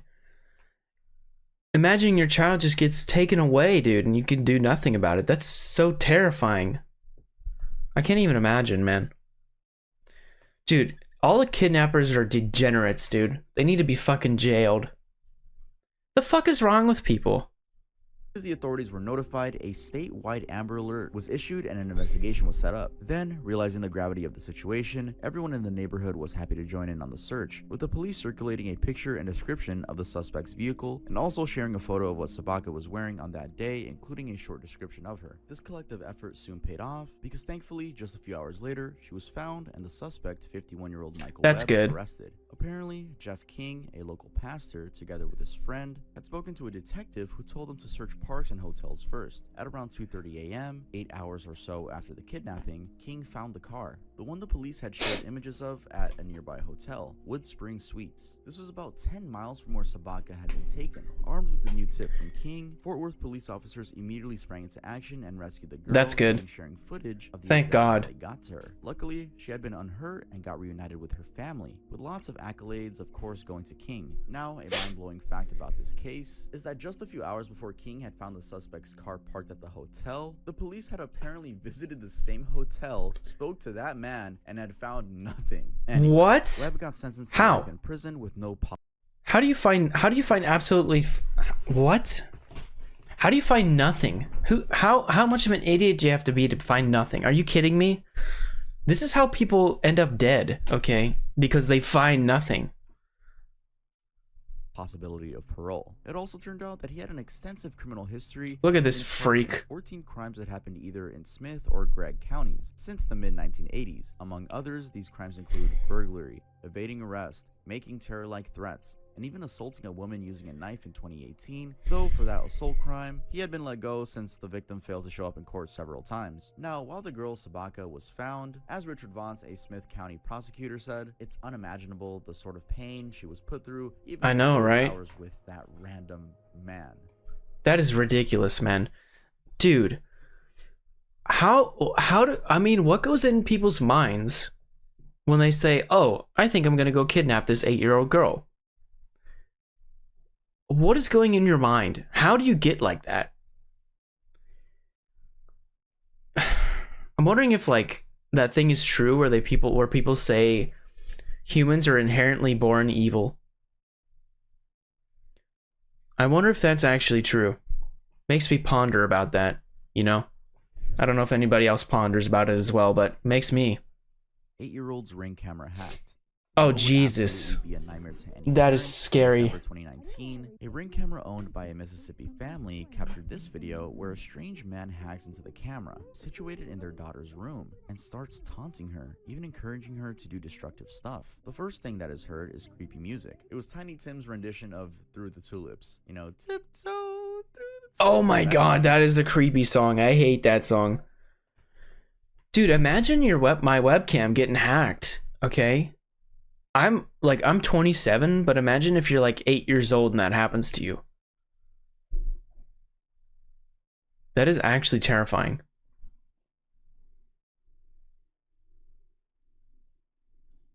song. That's what this dude was playing through the kid's Ring camera. He also started playing some banging noises. Alyssa LeMay, the daughter, confused as to where the sound is coming from, is seen trying. Hello. Communicate. Shut the fuck up. To look around. This dude was playing through the kid's Ring camera. He also started playing some banging noises. Alyssa LeMay, the daughter, confused as to where the sound is coming from, is seen trying to look around. Yeah, she doesn't know what's going on. Later explained that coming to the bedroom, she thought it was her sister making these strange noises, but then that was far from it. This is what could be heard coming from the Ring speaker. Who is that? I'm your best friend. I'm Santa Claus.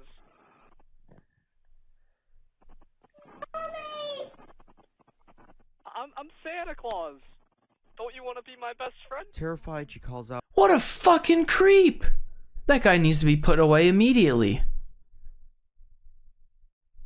I can't believe that I just heard that. What is wrong with people?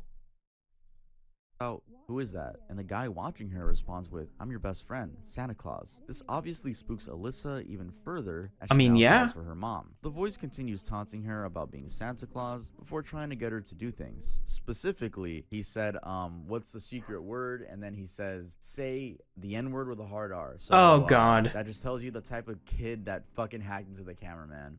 You would think... Yeah, man.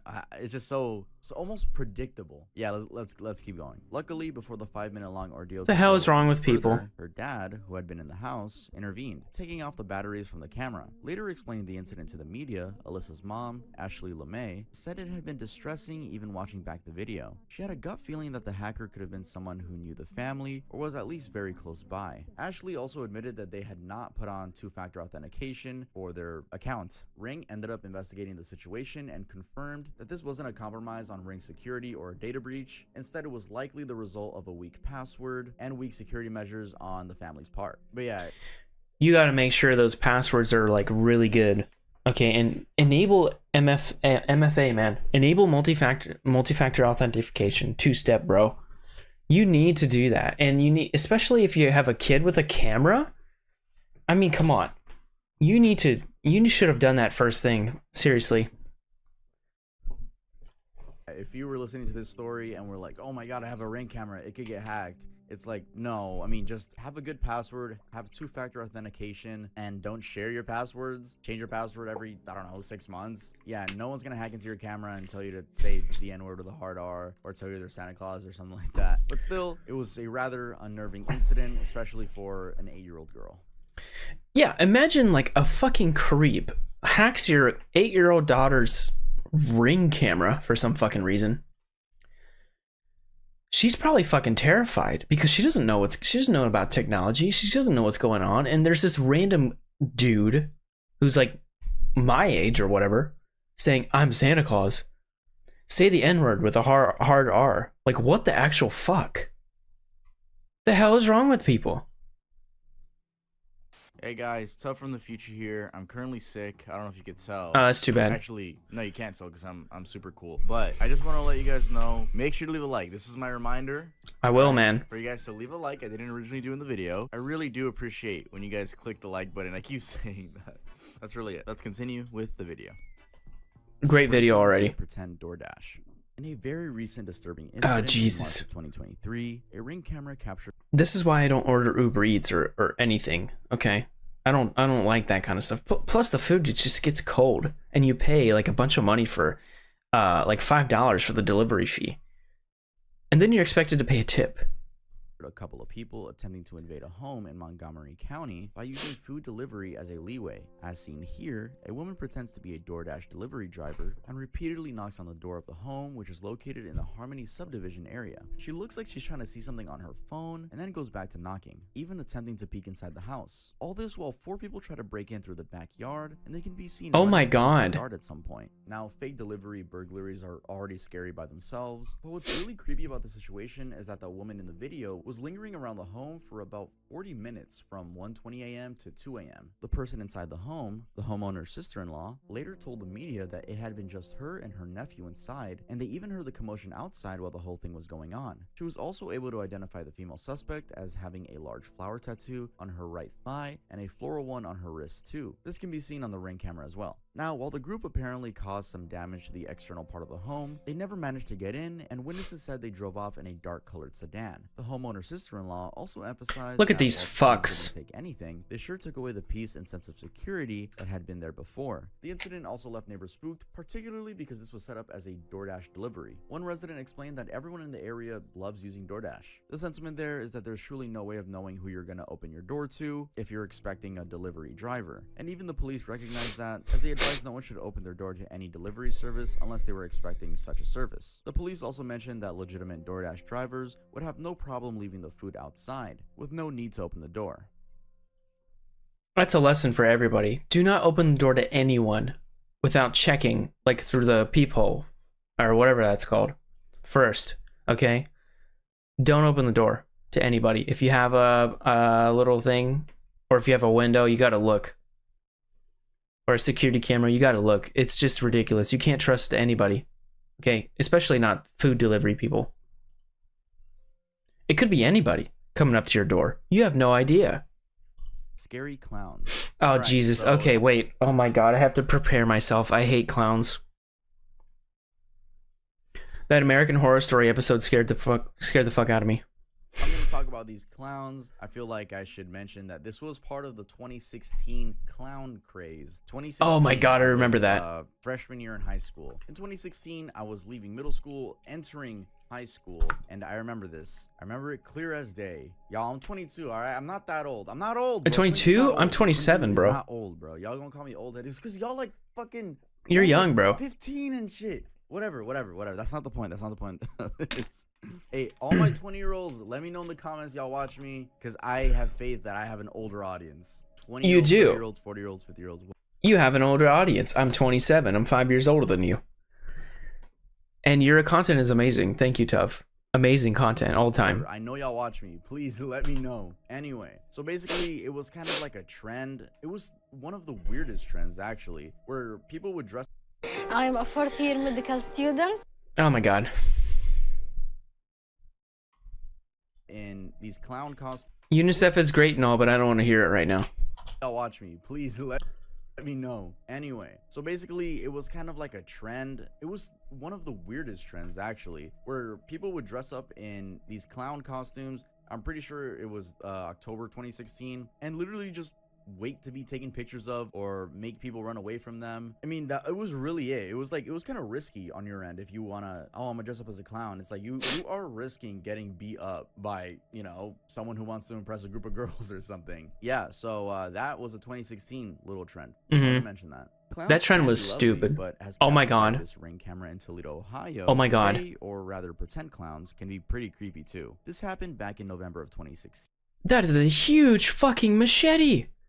That is ridiculous. What the fuck? If I saw that coming up to my door, I'd be like, hell no, I'm getting out my katana.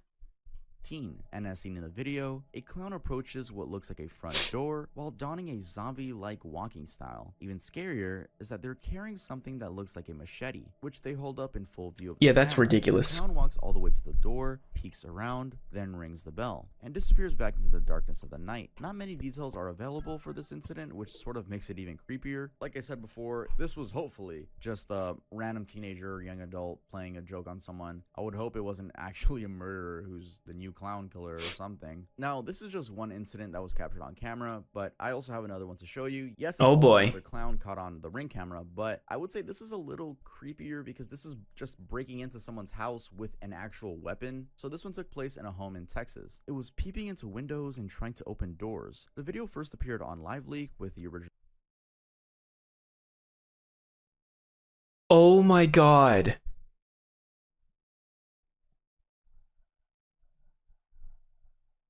Oh my God. That is fucking creepy. Oh. Oh my God.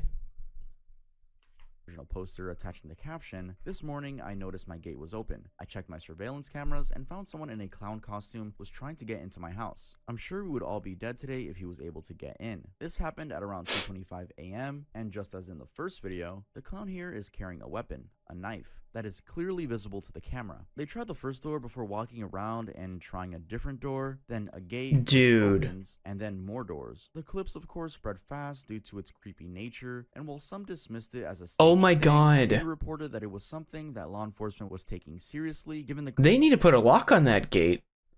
What the fuck? There should be a lock there. Oh my god, what if I was just like sitting out here enjoying a beer late at night and this motherfucker just comes up? That's why you always gotta have your katana ready. clown menace that had been experienced at the time, including where a couple of clowns in Greenville County, South Carolina, had tried to lure children into the woods by offering them large sums of money. The clown trend had begun as sort of a joke, but then turned into a whole thing where clowns were chasing people with knives and machetes, brandishing guns, and other similar bizarre things, including hanging around in graveyards and remote roadsides. Like Jesus Christ! Before, this has to probably be one of the dumbest trends. It's almost like wearing a t-shirt that just says Bro be bringing this 6-inch knife to my house? I'm gonna show him my frickin' 52-inch katana, bro. He be running. It's at the top or bizarre things, sure, or anything weirder, though less disturbing. Let's head on to that one.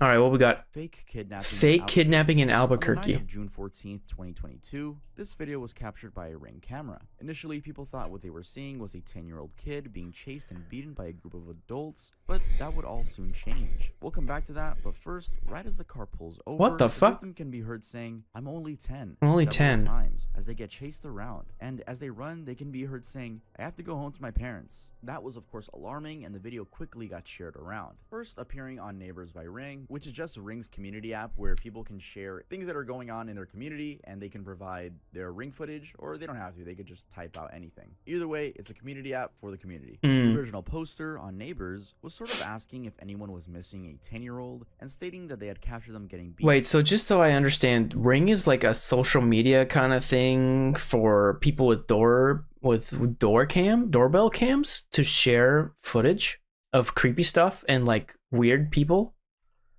I guess that's what's happening here. They could just type out anything. Either way, it's a community app for the community. The original poster on Neighbors was sort of asking if anyone was missing a 10-year-old and stating that they had captured him getting beat by several people in the Coulter and Washington area. Following the uproar, the Albuquerque Police Department got involved and began investigating, starting off by requesting the public for information about the two cars. One, a red or orange hatchback or SUV, and the other, a 1990s black BMW. After that, it wasn't long before they arrested 31-year-old oh my god, Flores for faking a kid. Look at this freak. This guy looked like he came out of a 90s emo band. What the hell is wrong? That guy looks like a freak. Kidnapping situation. Yes, what everyone thought was a 10-year-old boy was actually a 31-year-old woman. Oh, come on. Just that, oh, it's a woman. Out that Flores was a wanted person. There were warrants out for her arrest over attempted auto burglaries and an assault against a teenager. These things only happened before what could be seen in the Ring video. And even worse, her criminal history was quite extensive, going as far back as 15 years and including things like shoplifting, car theft, drug possession, and aggravated assault. Anyway, what had dude, this person's a repeat offender. They need to be arrested. I mean, I'm glad she got arrested. Damn. To the police. Well, a witness that saw the video told the police that they knew Flores and they were pretty confident that was her in the video. Now, in addition to all of that, and maybe justifiably, the police received quite some heat for their slow response to the whole thing. Why? Well, David Davidson, the guy who called 911 about it, and also complained that help didn't come until after several hours, didn't know that what he was watching on his Ring camera wasn't a real 10-year-old in danger. To him, it was just a case of the Albuquerque Police Department refusing to prioritize a case involving a child screaming at the top of their lungs. A pretty bizarre incident overall. I mean, why would you fake this? What would bring you to think that, oh, this is a good idea to fake this? Like, oh, we should fake this. This is gonna be a good idea. And then somebody points you out because they know you, and then you get arrested. What a bunch of fucking idiots. Vintage TV sets. There was a time when a neighborhood Oh my in God. Richmond, Virginia, What is was that? at the center of a peculiar and honestly kind of funny ordeal. As captured in this ring camera That is video, kinda funny. a man is seen walking up to a porch and leaving an old TV. All Hey, the bro. while, he's wearing a TV. Bro, I'd take that. Give me an old TV. I'm gonna play some Smash Bros. Melee on that. And I got a PS1. We could play some stuff. Dude, that's awesome. Get a free CRT, bro.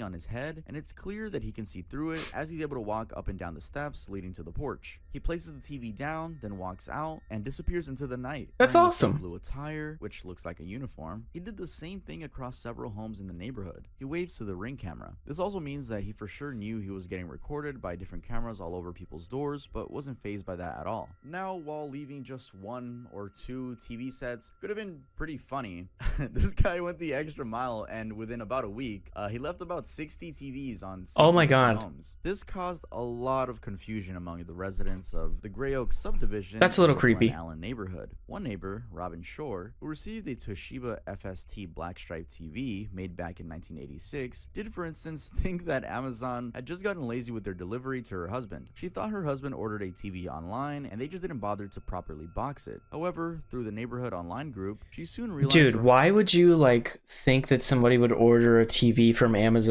that was made in 1980s? Unless he's like a super old OG gamer, then I don't think he would order that.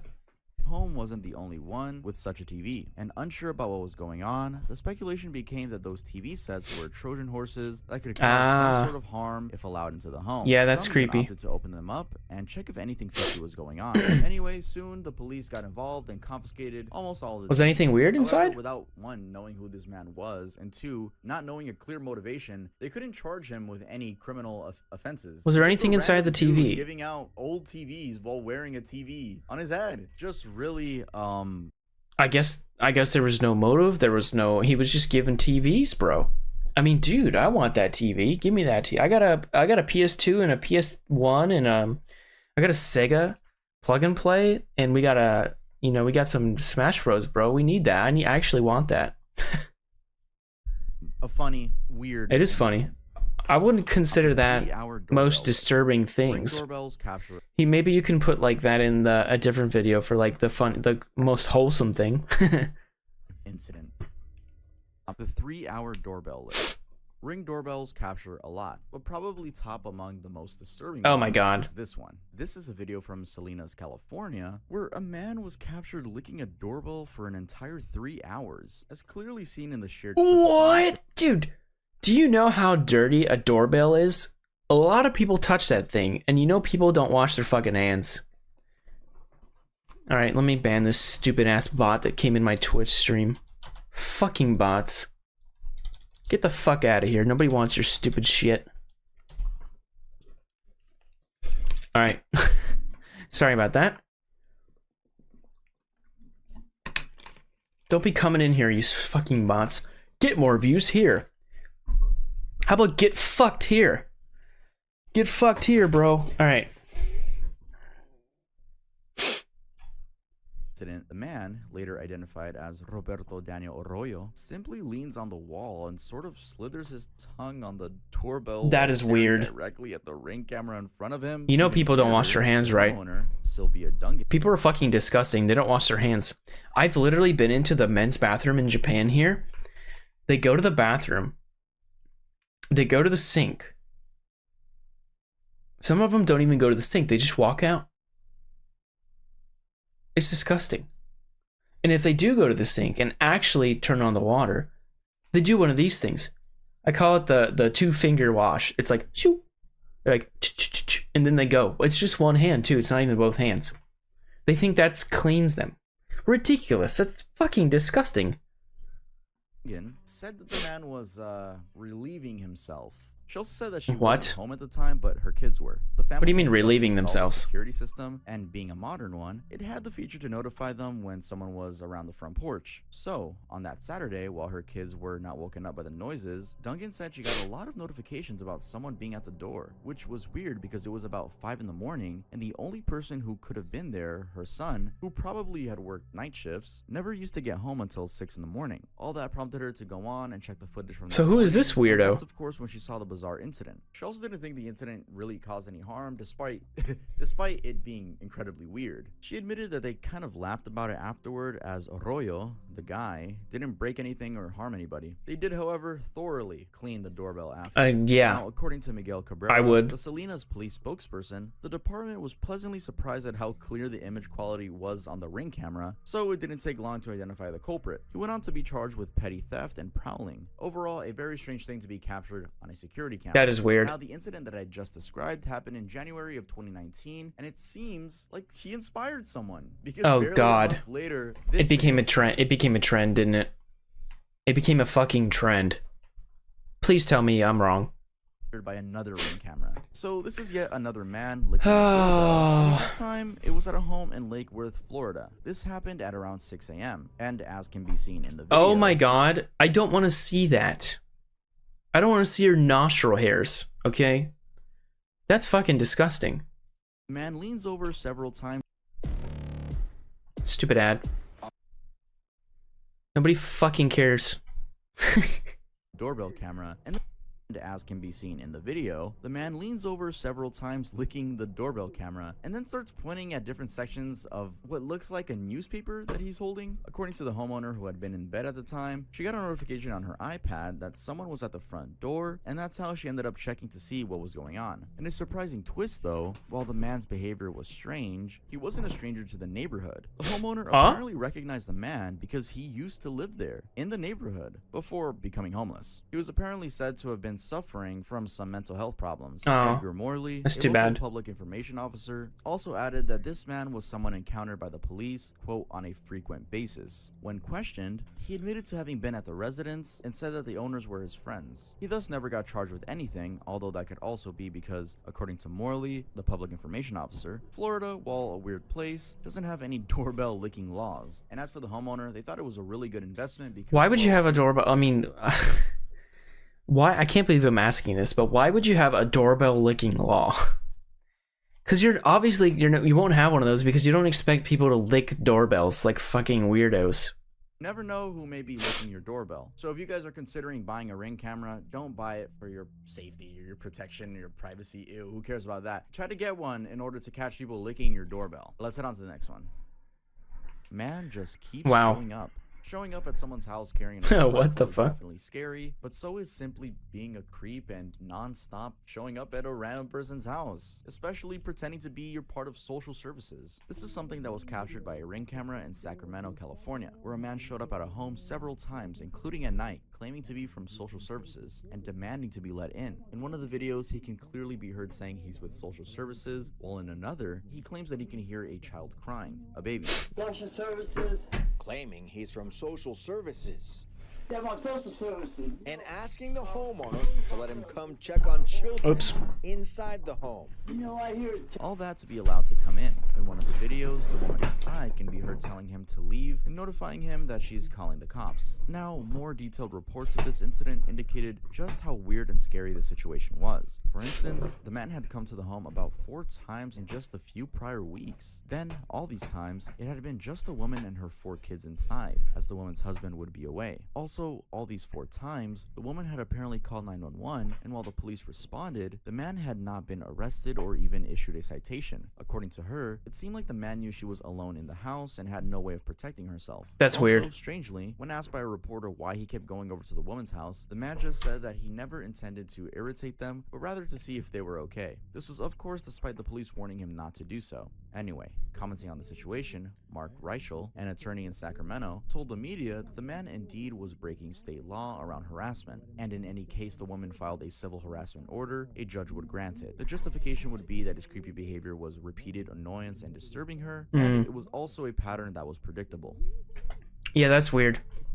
I don't want him to keep coming to my house. Police chase in Portsmouth. Oh boy, got a police chase, boys. A Ring doorbell in the Columbia Street area of Portsmouth captured this video of an active police chase. Right at the beginning of the video, you can see a gray pickup truck rush by, then a black one follows, then a gray crossover, and finally a full-size SUV. All this is before the homeowner then steps out to check what's going on. Of course, the first vehicle is the suspect, and the rest were officers from the fugitive unit of Chesapeake Sheriff's Department, who had apparently been on the lookout for the suspect for crimes done a day prior. It turns out that the whole thing had begun when the police got calls about a suspicious male that was apparently checking car windows. When they arrived at the scene and tried to stop him, in an arguably dangerous move, he fired at them and took off. The officers had not fired back, and luckily no one got injured. An investigation was then quickly set up, and it uncovered that the suspect was 31-year-old Harold Crowder, a resident of Chesapeake. Now, this first incident where Crowder fired at officers had occurred at about 9:51 p.m. and prompted an active search for him. This was fruitful because the next day, in a second incident at about 2:21 p.m. in the Deep Creek Boulevard area of Portsmouth, police saw him in the same Toyota Tundra truck that he'd been driving the day before. That's actually when a chase began, with Crowder hitting and damaging a vehicle in the process, but still refusing to stop. He eventually got caught after crashing the Tundra, which was stolen, at the 3900 block in Columbia Street in Portsmouth. He also did try to flee on foot after that, but the police quickly caught him. So, this ring video of him zooming past the house simply captured the near-end bit of the chase. What's also interesting is that according to Mike Van Rom, the homeowner, he'd been watching TV when he heard a commotion outside and got up to check it out. After seeing what just happened, he immediately felt thankful not only because Crowder was caught, but also because he hadn't hit his car in the process. Oh yeah, dude. To him, I'd be so fucking pissed if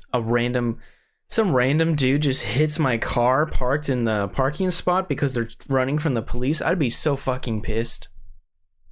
He had parked the car closer to his house than usual. He'd often park further down the driveway where Crowder zoomed past. Wreath thieves. Uh-oh. We got the wreath thieves. Cameras all over the place. Oh my god. Sometimes seem undeterred. That can be seen in this video where a woman is seen taking off with a wreath from a house in the Alamo Heights community. Ah, dang it. Stupid ad. She simply takes it off the door almost. Dude, Japan ads are weird. Sometimes wreath thieves. It's disturbing how even with ring cameras all over the place, thieves sometimes seem undeterred. That can be seen in this video where a woman is seen taking off with a wreath from a house in the Alamo Heights community in Texas. She simply takes it off the door almost carefully as what the to not damage it. She just steals the wreath. Off to a waiting car. The fuck? The car drives away. According to the homeowner Bruh. who spoke to the media, this happened at around 2:20 in the morning, and they immediately took action, reporting it to the police and having it circulated on several neighborhood blogs. The wreath was apparently valued at $300, and interestingly, it was part of an annual tradition. I'm sorry, but if you're paying $300 for a wreath, there's something wrong with you. I can make a wreath myself for no dollars. Why would you pay $300 for a fucking Christmas wreath? The hell is wrong with you? That the community has in the fall season, where the neighbors go all out with elaborate decorations to bring the spooky spirits to their homes. Now, it seems wreaths are kind of a hot commodity to steal because in 2021, in a very similar video, similar in terms of sheer boldness, a similar event surfaced on the internet. A ring camera captured a woman stealing a wreath from her neighbor and then topping it off by stealing a mat from a different neighbor. Woman rings bells, then vanishes. All right, so I already spoke about sorry this about in the that. previous video. Hold on. Think I messed up that really quick. Wait, hold on one second.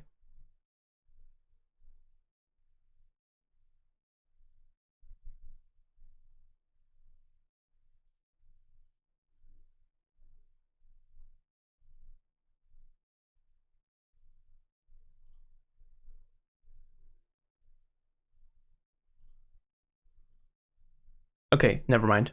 My bad. Let me back up. it was a ring camera captured a woman stealing a wreath from her neighbor and then topping it off by stealing a mat from a different neighbor.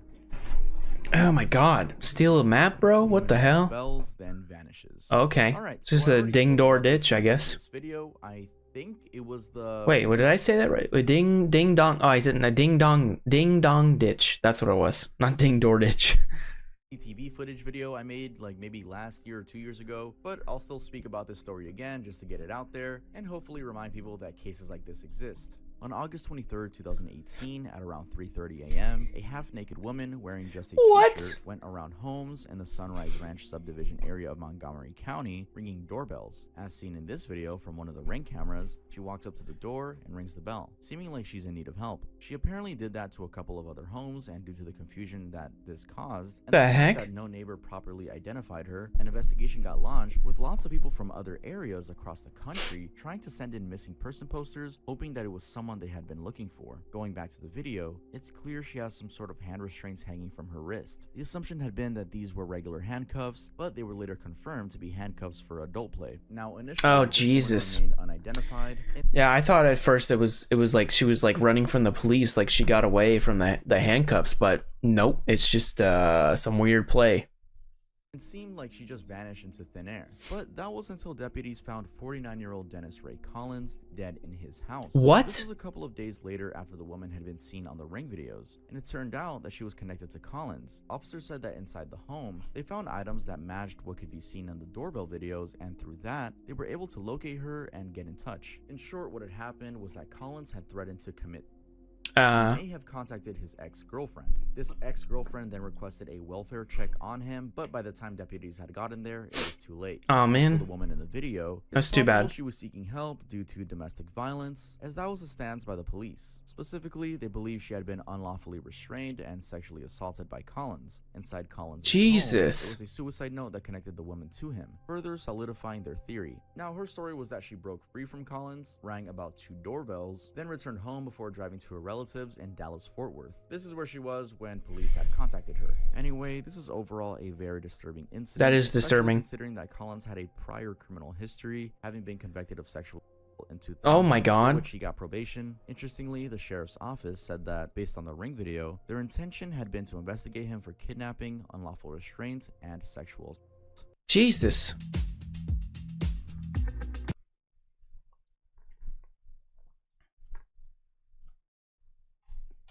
My god, what is wrong with people, man?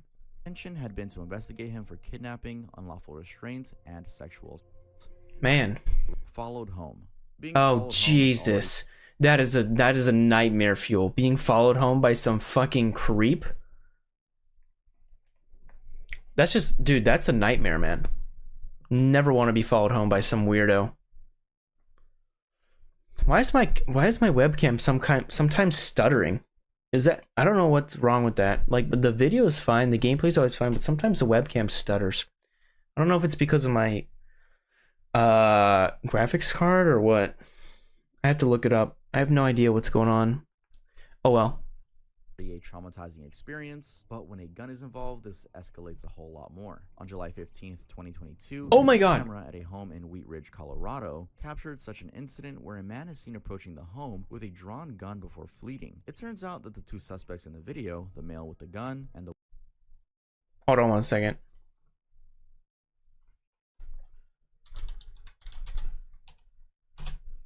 So one thing I want to check really quick.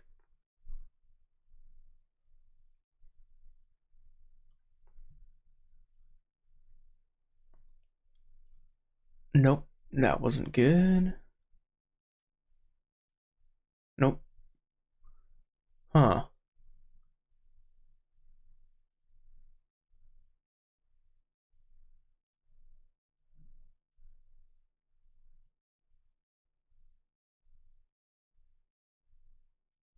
Okay, I have to look up later why it's... I don't know why it's stuttering, man.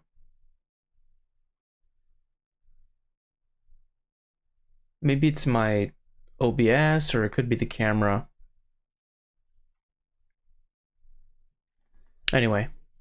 The woman behind him had followed the couple as they were walking home, and did so all the way to their front door. The male suspect had suddenly drawn the gun and pointed it at their faces. But Jesus. the couple was quick to react as they just quickly got in their home and slammed the door shut. In the video, this is where you can see the suspects retreat back to the silver SUV that was waiting and take off. Definitely a really close shave, with even the Wheat Ridge Police Department stating that there was no knowing what might have happened had the couple not closed the door. Now, even Right? weirder is that Jesus about 5 Christ. minutes later, that same suspect actually robbed someone else. Oh my A man loaded God. his vehicle just about half a mile from the first incident. The hell is The wrong scene with this actually guy? takes place at the scene, and the suspects were still wearing the wigs or costumes, whatever they were wearing. And luckily, even with this attempted disguise, the police said that the suspects' faces could clearly be seen, and it was only a matter of time before they got apprehended. This was back in 2022 though, and there hasn't really been an update on the situation. For context, there probably was an update, but people just didn't update the internet about it. Now, in a very similar incident about 2 years earlier, in 2020 to be exact, in the Reynolds Walk neighborhood of North Carolina, a Ring camera captured a moment when suspects, 2 men, had been hiding near a home and tried to break in after following a woman. Whoa. The homeowner, she had arrived home with her kids first, with her sister being expected to also arrive after a while. When she did, the homeowner went to let her inside the front door, and a split second after the door was shut behind her, the camera recorded a man in a red jacket trying to force his way in, and he That is insane. What the fuck? Oh my God, that is, dude. You need pepper spray for that, for those kind of moments, man. An even scarier part is that neither the homeowner nor the sister had been aware of what was going on until they heard sounds they described as boom, boom, boom. They immediately went upstairs to check the cameras, and that's when they saw 2 men with a gun outside. From the footage, Oh it's my clear that God. noticing that he couldn't get in, the man takes off shouting, "I got locked out," several times to his accomplice. The Charlotte Mecklenburg Police Department was notified, with the homeowner admitting that maybe if they hadn't locked the door in time, she and her children could have probably died that night.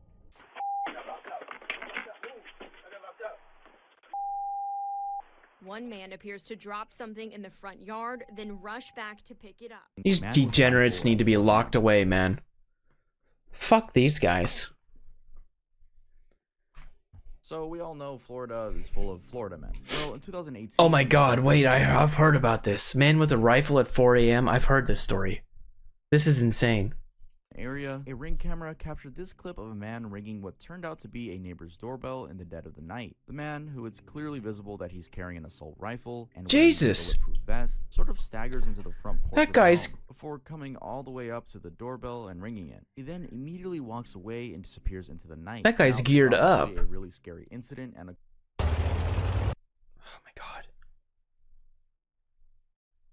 I don't like when the ads jump scare me. according to the homeowner, she and her visible that he's carrying an assault rifle and wearing a bulletproof vest, sort of staggers into the front porch of the home before coming all the way up to the doorbell and ringing it. He then immediately walks away and disappears into the night. Now, this is obviously a really scary incident, and according to the homeowner, she and her 2 children hid in the bathroom once they saw the man on the security camera. Her husband wasn't home at the time. He was away on a business trip. The woman thus called her husband and the police, and it took about 25 minutes for the police to arrive. And for what he did, the man faced aggravated assault charges. It also came up that the man's daughter had recently stayed at that house because she was afraid of her father. So it seems like the families knew each other. What the Lingering on fuck? the porch for 6 hours. Hanging Whoa. around someone's porch for 6 hours may not be as bad as licking someone's doorbell for 3 hours. But it's definitely creepy. This is exactly what was recorded by a Ring camera at an Albuquerque, New Mexico home in April of 2020. The video shows a man lingering on the porch, pacing around, smoking what looks like a cigarette, lurking by the garage, and even stranger, dropping his pants, slightly exposing his butt to the camera. According to the homeowner, Maris Lopez, her family had not The been aware hell? the whole thing happened until the next day when she was clearing videos from the doorbell camera. She was shocked to see that the man had arrived around midnight, walked through the front yard gravel rather than the paved path, and simply set camp at her porch with his backpack. The man had apparently not left until around 6 a.m., which is when the family woke up and turned on the light. Lopez It could be just like a homeless guy that found this area and wanted to camp out for the night or something. And it was like 12 a.m. to 6 a.m., 6 hours, right? It's probably what he just did. He probably just, I don't know. We'll see what he says.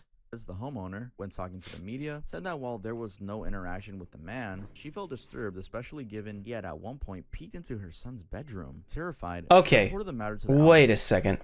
Now that's fucking weird. That draws a line. Peeping into the son's bedroom? You've got to be fucking kidding me. That's ridiculous. The hell's wrong with people? Albuquerque Police Department and shared her experience on social media. This is when she also learned that the man had apparently been seen around the area knocking on doors and looking around. Anyway, in an effort to prevent the same disturbing thing from repeating, she resorted to stacking the stairs on her porch, something she thought she'd never do as she lived in a pretty good neighborhood. Stacking this. Wait, what does that mean? To prevent the same disturbing thing from repeating, she resorted to stacking the stairs on her porch. Oh, he made a mistake. Stacking the chairs on her porch. Okay, I see. I see what he's. Okay. Something she thought she'd never do as she lived in a pretty good neighborhood.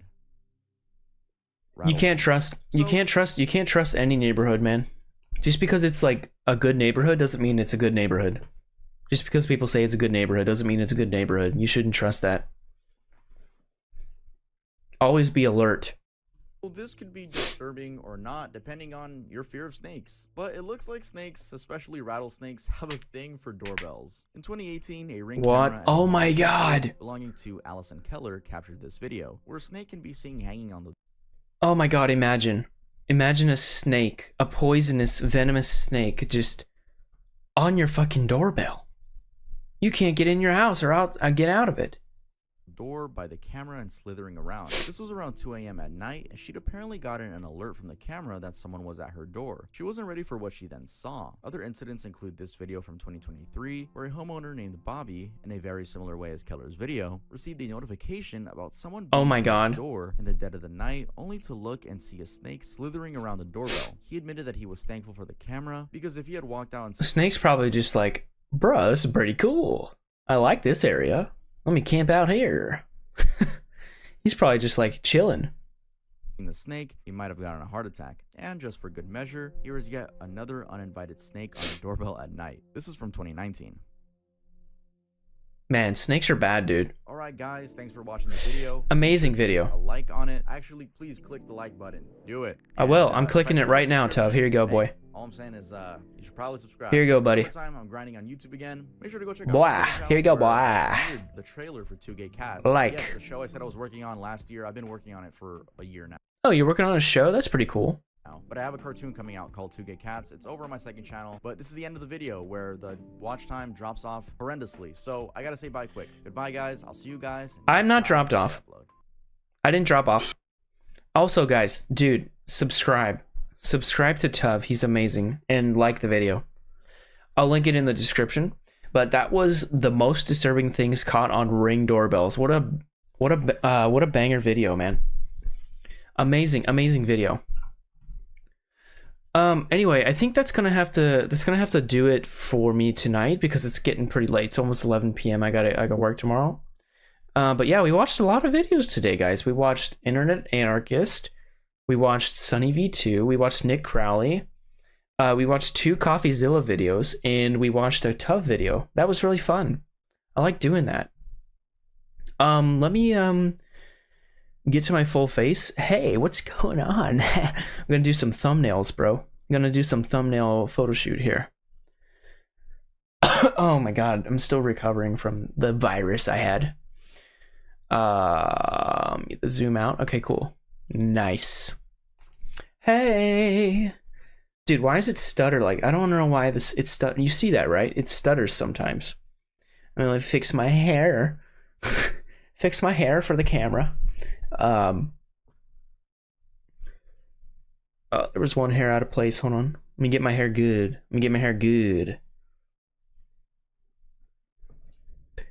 Oh yeah. Gonna take some thumbnail shots. All right, that should be pretty good. All right, let me move the move the mic. You can probably still hear me from over there. All right, so we gotta do some poses, but let me. God damn it, my hair. All right, should probably get closer. Okay, wait.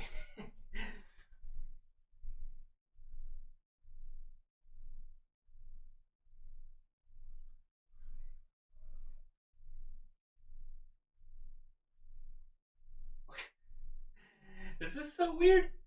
What else should we do? What else? What did we watch? Internet Anarchist.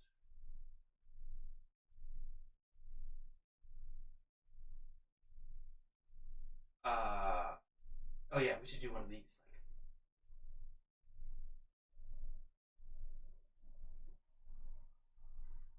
I hope it's okay.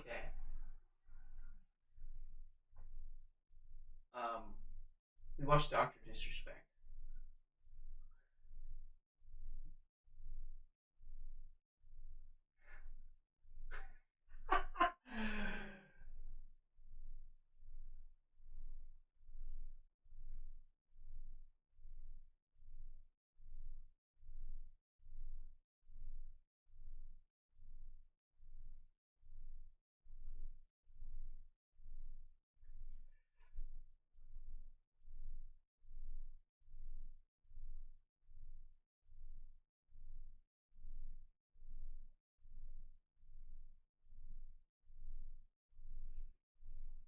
I hope these are like.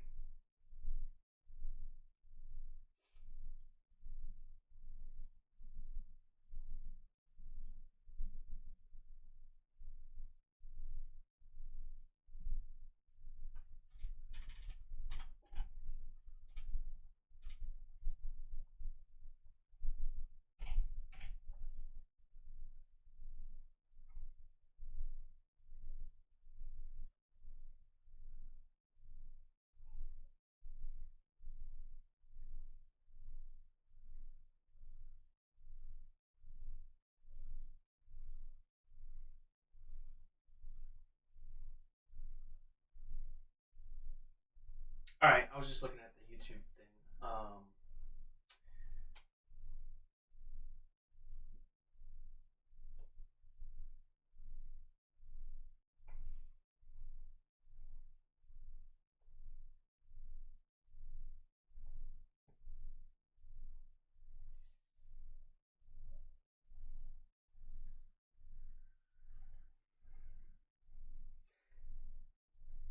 I don't think we did any funny videos though. Was it a funny? What did we watch? Internet Anarchist, Sunny V2.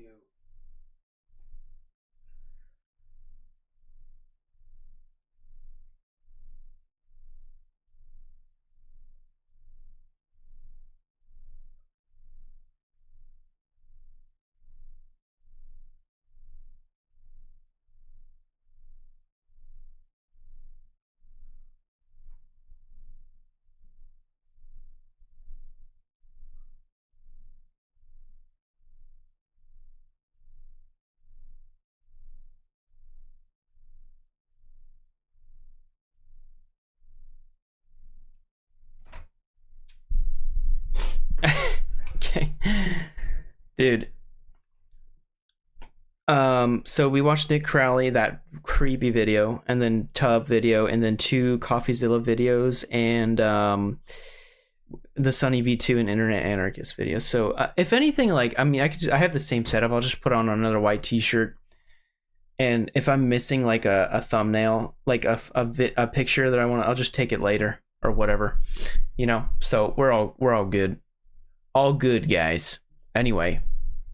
Thank you guys so much for joining the stream.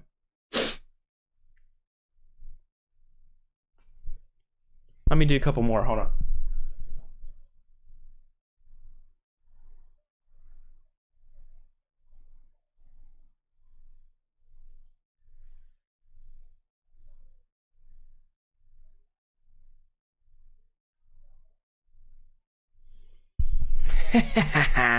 Okay. Anyway, I won't bore you too much with the thumbnail photo shoot. Anyway, thank you guys so much for joining. Awesome. I got a new follower. Thank you so much. And new subscriber. Thank you so much. We're on our way. The road to 50 followers on Twitch and the road to 1,000 subscribers on YouTube. Dude, I actually got my hair pretty good right now. Damn it. Anyway, we'll watch. I wanted to watch some other video. It just got too late. But we'll watch some other videos pretty soon here too. And then we want to play Jump King, and we want to play DS2 again and DS3. We finished Elden Ring DLC, so we're good with that. And I need to edit the Dark Souls 1 videos because I'm behind on that. I've only done 2. Anyway, thank you guys so much. I'll see you later. Bye.